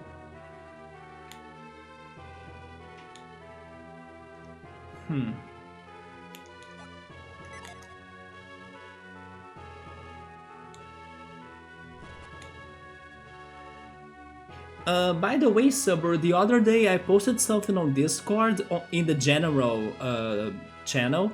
It was actually just before the emotes message, I think, which was a tweet about an upcoming, although we don't have a lot of information about it, right? It's just like it's just the beginning of the project, I think, but an upcoming Chrono Trigger-like game. So I don't remember its name though, but maybe I should say it so, you know, I'm still promoting the project. Let me check, how was it called? Yeah, we don't have much information, but there is somebody really working on this Chrono Trigger-like game, which is good, right? We gotta get more of those. It is called Threads of Time, there we go. Threads of Time, let's see. Let's see where they're getting at with that project.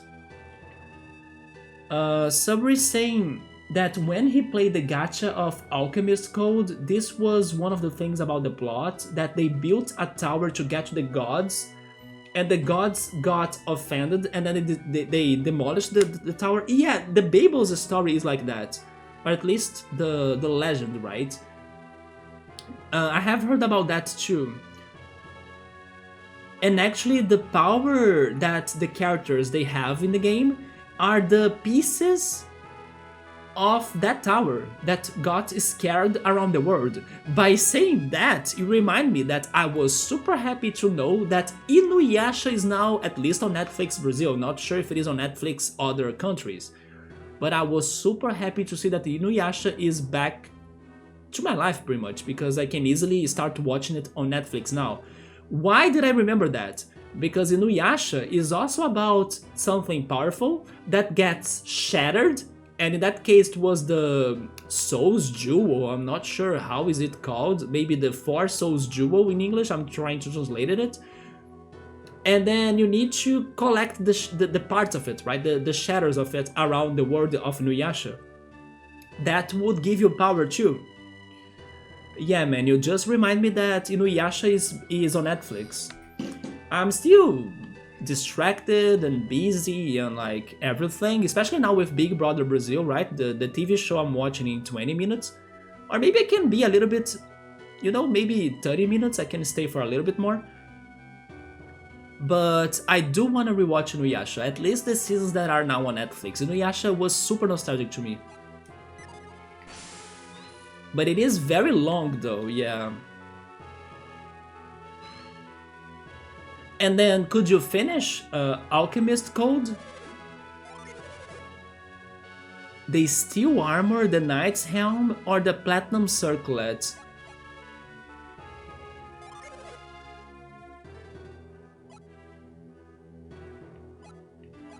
The thing is that even though they give them more defense, the Spirit Armor has a property. So does the Elven Shirt, so. Oh yeah, The Last of Us, I still need to watch it too. Yes, I haven't watched it yet. I also don't have access to it, but I will find a way. My friend that went to the beach with me today, I was surprised. She's not a big gamer, not even like, or especially like a Sony gamer or something, but she has been watching The Last of Us. I was surprised. She's more like a Nintendo person like me. But yeah, she has started watching that.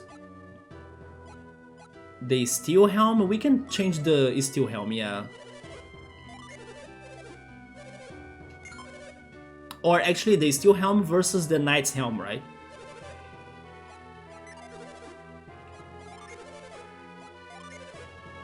I'm not giving that to...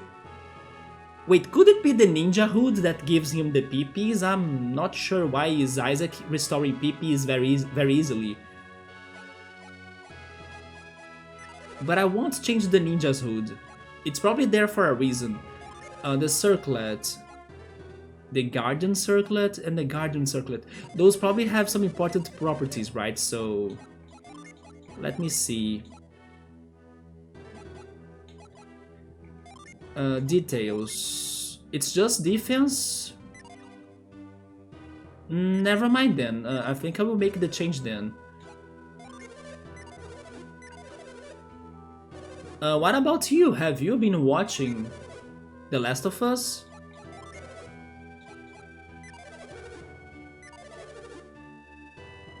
I can't carry that, but can't I replace it?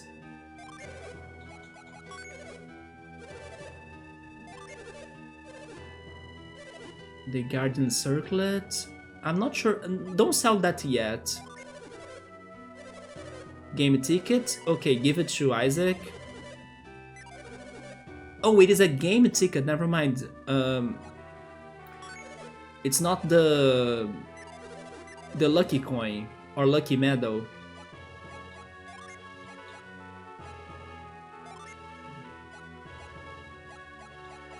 Platinum Circlet.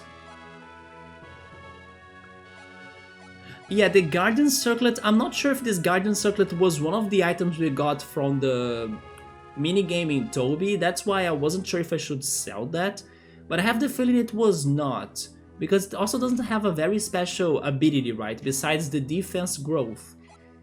So probably I can sell that later.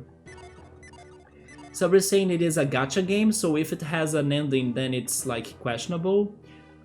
It doesn't have like a plot end? At least for the plot. Oh, Sabro has been watching it. Is it as good as you wanted? Or as everybody's saying? The longsword, the light blade, the axe, and the mace. Longsword. It's in the exchange of the Vulcan axe. I don't know about that.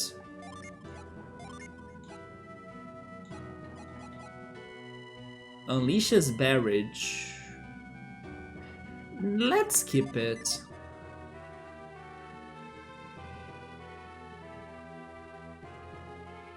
Somebody's saying that the story continues while the game doesn't have like some sort of bank corruption, or doesn't go bankrupt. You know what, Sabro? After those 2 episodes, HBO has already confirmed that there will be a 2nd season. Like they renovated, I hope that's the word, or like they agreed to continue the project after the first 2 episodes and its success, right? While Netflix cancels shows after a whole season, HBO is like confirming there will be more after 2 episodes. Yes, I got to those news I think yesterday.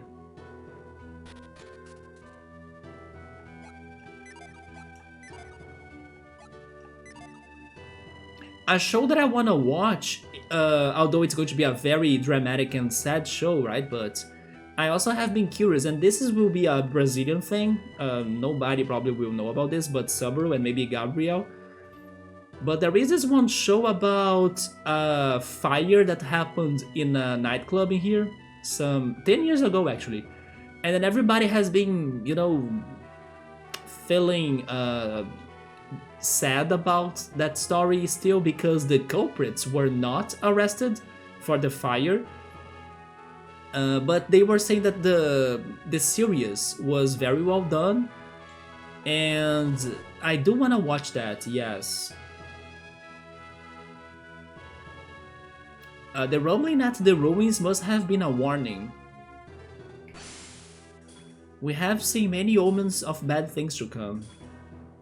So we're saying that yes, it is like looking very good. It is loyal to the game. It changed a little bit or some things, and also it skipped some others, but it's understandable.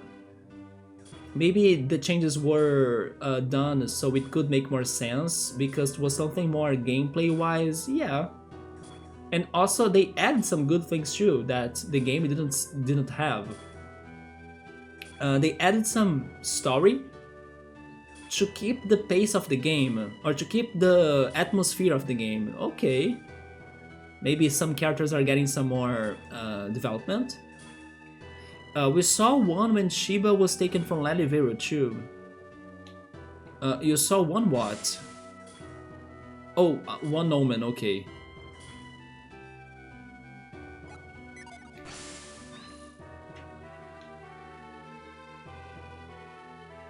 Yeah, it is on my plans, man, to watch that, but I don't know, I have been so distracted with so many things already.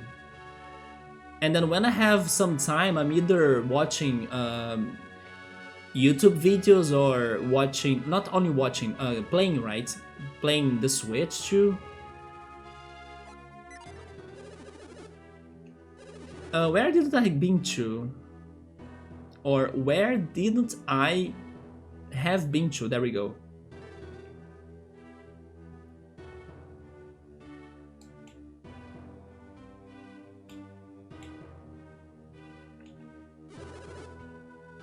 Oh, they took Shiba and headed for the ruins. No, not reveal. I want mind read. Curses, we couldn't stop Shiba and the others. I have been here, right? Yeah. You know what? Let's go to the ruins then. Or at least check the beginning of it. Yeah, these are probably the ruins, right? Or the tower. This is the road to Babi's Lighthouse. Okay, so in the end, Babi's Lighthouse was different. It was a different lighthouse than the Venus Lighthouse. Because for some time I wasn't sure if they were the same, right? We haven't been ordered to start working yet. Do we get today off? There was a big fight that ended in some hostages being taken. Tragic, I know, but anything that gets me off work can't be all bad. It depends. If it is something that's dangerous, you should protect yourself and be glad you are not working during something dangerous is happening. There were strange folk going to the ruins, and then Farron followed them. If Farron went after them, then this is serious. If this keeps up, we won't be able to build the lighthouse, which is good because this lighthouse seemed to be Babel's tower, Babi's tower, the tower from Taro, so it's not like straight up good news. It's odd that Babi would build a lighthouse in a place like this. That's why I don't trust Babi at all. Maybe he thought using the ruins as the foundation would be easy. Babi knows much more to it than we think. Why would they want to rush construction on the light? You see? Maybe they hope to rule the seas and control more distant lands. Indeed. I do not trust him at all. Cutting these stones and stacking them on the ruins isn't easy. Build it faster, you say? Try building it yourself then. Oh Jesus, chill down, man. I'm not your boss. Now that I think of it, we did find a strange cave in the quarry. Huh. A cave that connects to the lighthouse? Oh no, it's those blocks again, Subaru. How can I use that in my favor?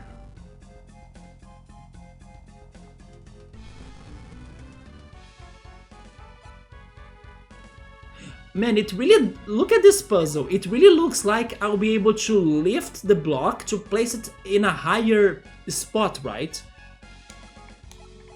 But it's not lift. But the puzzle is clear to me. You know what is the Psy energy that we need right now? The most? Wingardium Leviosa! Because it is what it is. Like, they want me to lift the block and also place it at a higher spot. So I can jump on it and then to the chest place.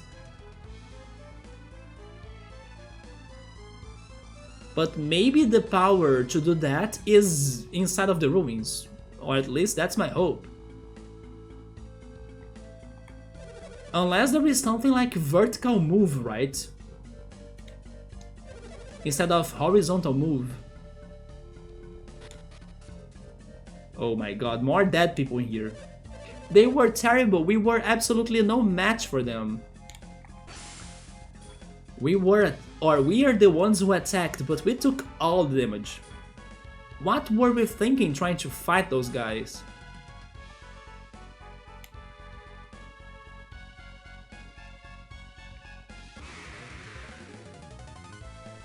Will-O-Wisp and the Skull Warrior. Well, at least I was able to heal myself. Someone is saying maybe it is too heavy for me to lift it. So you think we could be, or we would be able to find a Psy Energy that's like either a stronger lift or a Psy Energy that turns blocks or heavy blocks lighter? It could be that too. But it's also about the direction, because it not only needs to go up, but also left, right?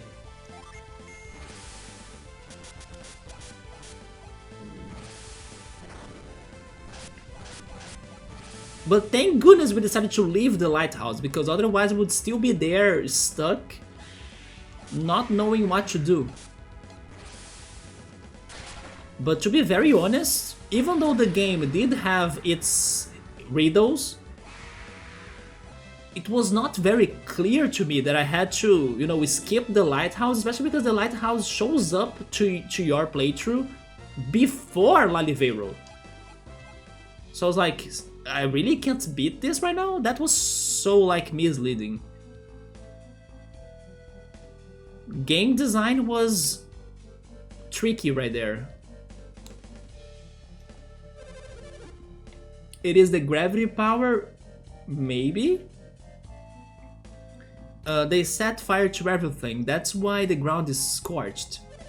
Using fire as a weapon is so cowardly. Who is the one that uses fire again? Is it Saturos?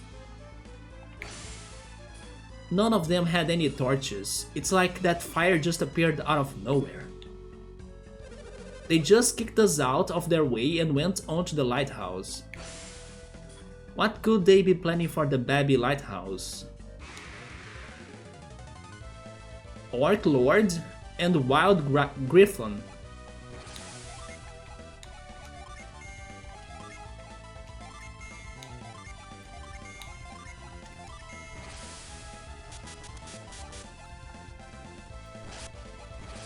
I still think that after we cross the bridge to get to this continent, Gondowan?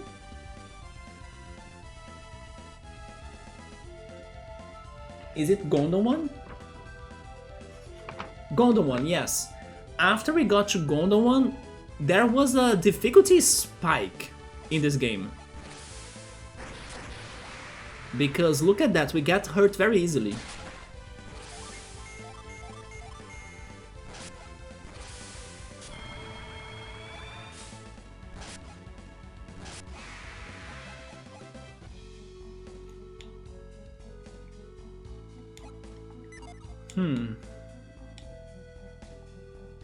The thing is, I don't think we'll be able to clear this dungeon today. Is there anything else I can do? Let me actually try using Avoid, but it probably won't work. But I'm also using Mind Read a lot, right? Never mind. I don't think Avoid will work. What about this right here? Oh, of course.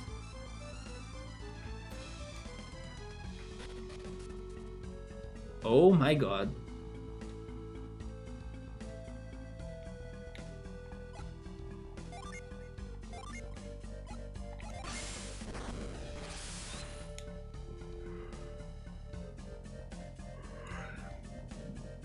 I just got very tired right now.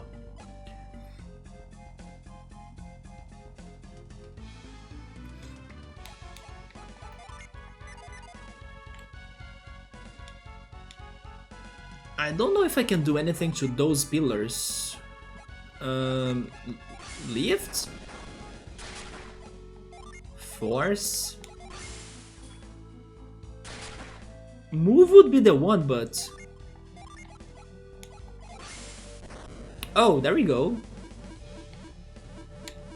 But I can't really move the second one, right? Yeah. I don't know what to do there.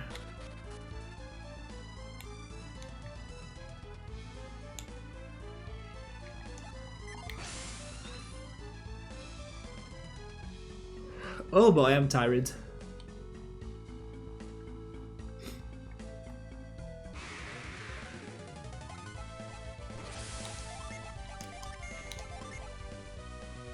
Puzzle time? Oh, maybe that's why I started feeling tired, right? It's not. It's because I was tired actually today, especially thanks to the beach, right?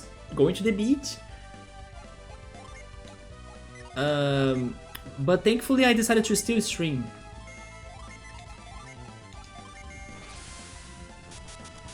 Even though we are progressing slower than like last year, also Mia is dead.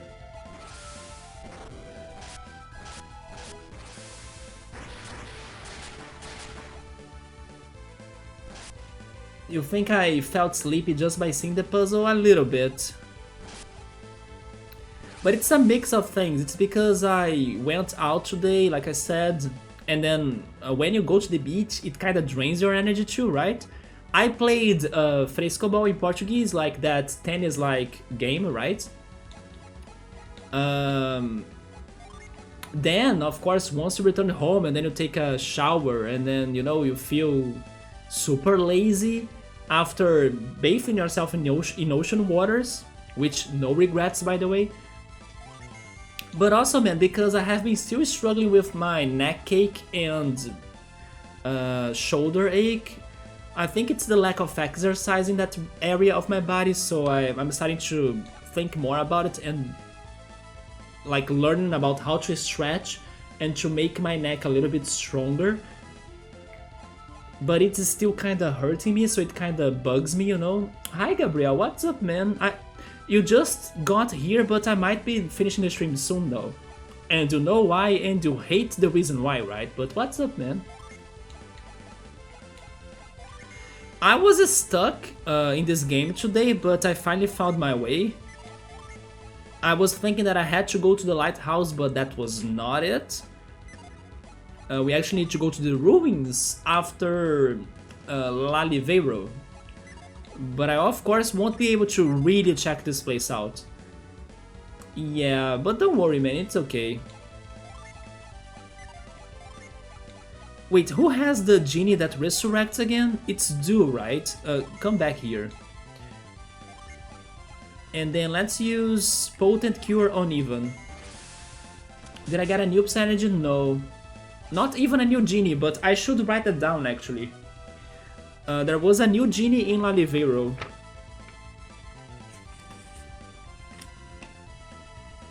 I need a new paper, by the way. Yeah, I'm running out of space in here.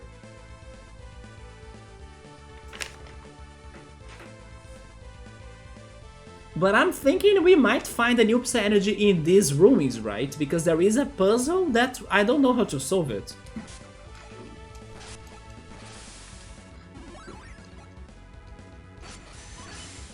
Just flip it around. Flip it around, you mean the other side? The other side has Bug Fables nodes. Yeah, Bug Fables is in here, and then Golden Sun is in here. I think I will continue writing down in here on this other note, right? Or other paper, because it has the genie combinations in here. And then on the other side, it's the cooking chart for Bug Fables. But yeah, I could use this paper, or the rest of it.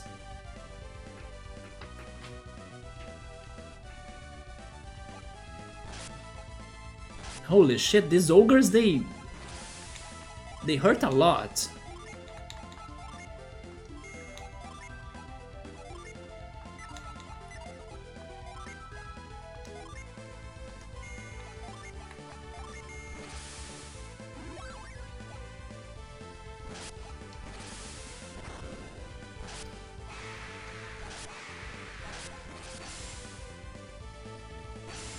There we go. At least the genie resurrection has been working.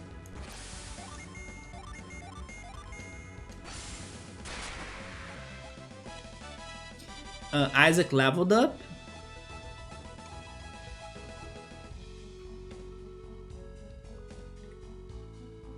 So we found that entrance, but I can't solve the puzzle. Wait, have I been to this entrance?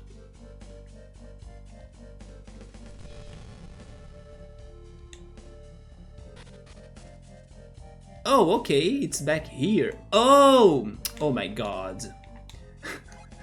This is so easy, and I was like, I'm stuck, right? Of course. Move. There we go. I see, I see, I see. Then we go back there.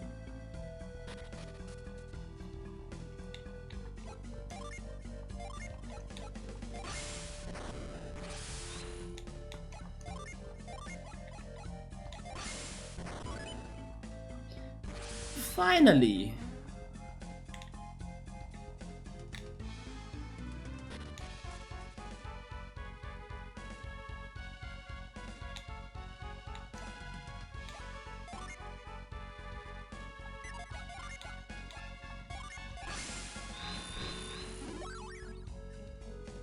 It's a big place. It is, but at the same time, what if it has short rooms like the one we just crossed? With, you know, simple puzzles? Oh, what the heck? They want me to fall into the pit?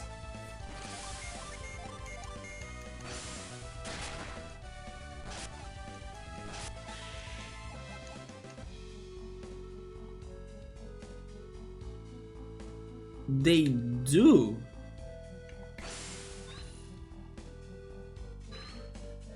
I can only fall here actually, right? Oh! I was not expecting this, but hello!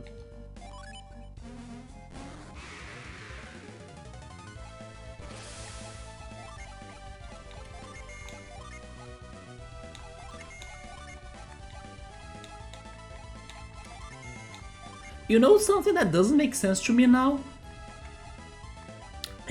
Since these genies, they provide us with magic powers or psy-energy, how come that Saturos, Menardi and everybody, how come they are not going after them? Don't you think that they should be collecting them too?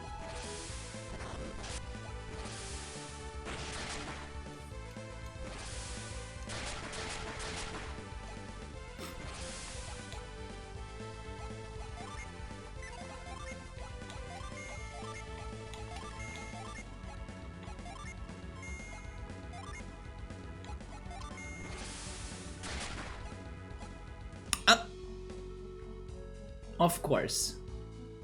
Maybe they are already full stacked of them.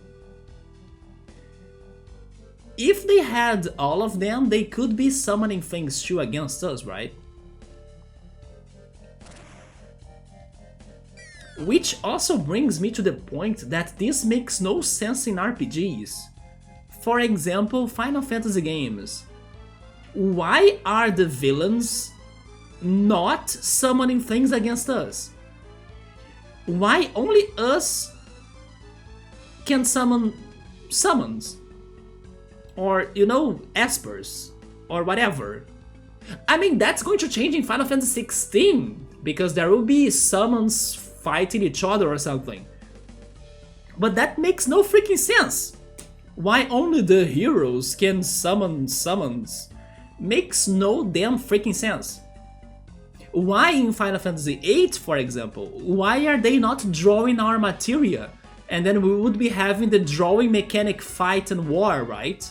Like, oh yes, you have cure materia or cure magic, let me draw that cure from you, and then no, I'm going to draw your cure, you know? And then we would be having, you know, a more fair fight between two characters trying to see who can draw faster and better. That makes no sense. And this is locked. Ultimecia uses Griever, which was one of, I think, right, if I remember this right, which was one of his Squall's attacks, isn't it? But the fact that they are not using summons makes no sense to me.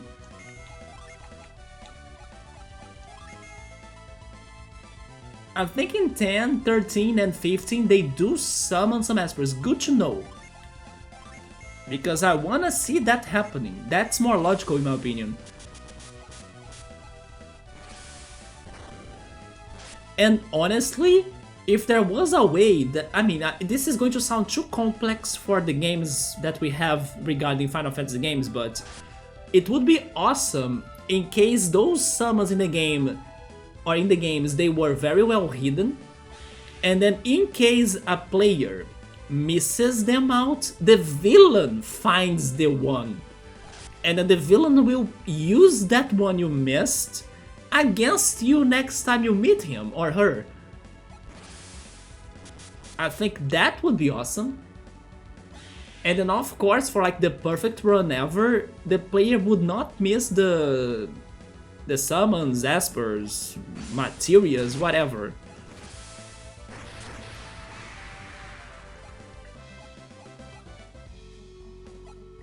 But guys, it's time for me to save now. Let's save it here. There we go.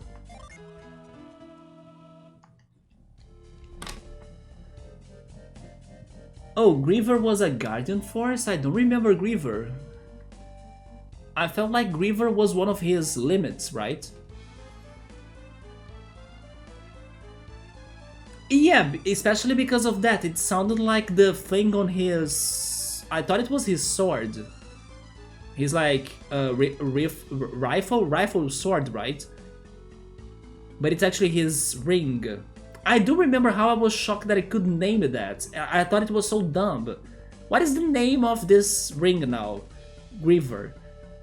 But I was thinking it was actually his sword or something, and then one of his limit attacks. Griever is the name of the lion ring. Yeah, I remember naming that now, and I felt it was so dumb. Which again points towards Ultimecia being a sad Rinoa from the future that Squall had died. What the heck, I don't remember those theories anymore. But guys, I gotta go now to watch the TV show. Shot a stream and then sadly we got stuck in freaking Lighthouse for so long, but hey, we found our way. Also, by the way, if you pay attention to that right there, this one area or room that we are at right now, you can see 2 happy eyes, 1 long nose, and a big open mouth. Can you see that? It reminds me of... How is that character called? The red puppet guy? I think it's Elmo from... How is the show called now again too? I don't remember. It was not popular in Brazil, but I know it's a big thing in other countries. But the one red character that's a puppet, like a fluffy red puppet, how is that show called now? It is such a big thing in other countries. And his name is Elmo. Yeah, his name is Elmo. I at least could get you his name. He's from what? The name of the show again? Sesame Street. That's the show that I was thinking. Yeah, Sesame Street, which is not popular in Brazil at all. Yeah, this right here remind me of either Elmo or Pac-Man. Yeah, he also has a Pac-Man face. Somebody's asking me if I saved. I did save right now, right? Yeah, let's do it again, why not? There we go. But yeah, guys, that's going to be it for tonight. Thank you so much for stopping by. Hopefully I can be back to this game next Sunday, but everything has been super disorganized on this channel, so let's see. This week I will try to go back to at least Roller Coaster Tycoon, if not on Wednesday, then I don't know, on Thursday, on Friday, or whatever. But stay updated on Discord to see if I'm saying something about returning to another stream. But let's see how it goes. Have a good night, have a great week, take care, and I see you then. Goodbye.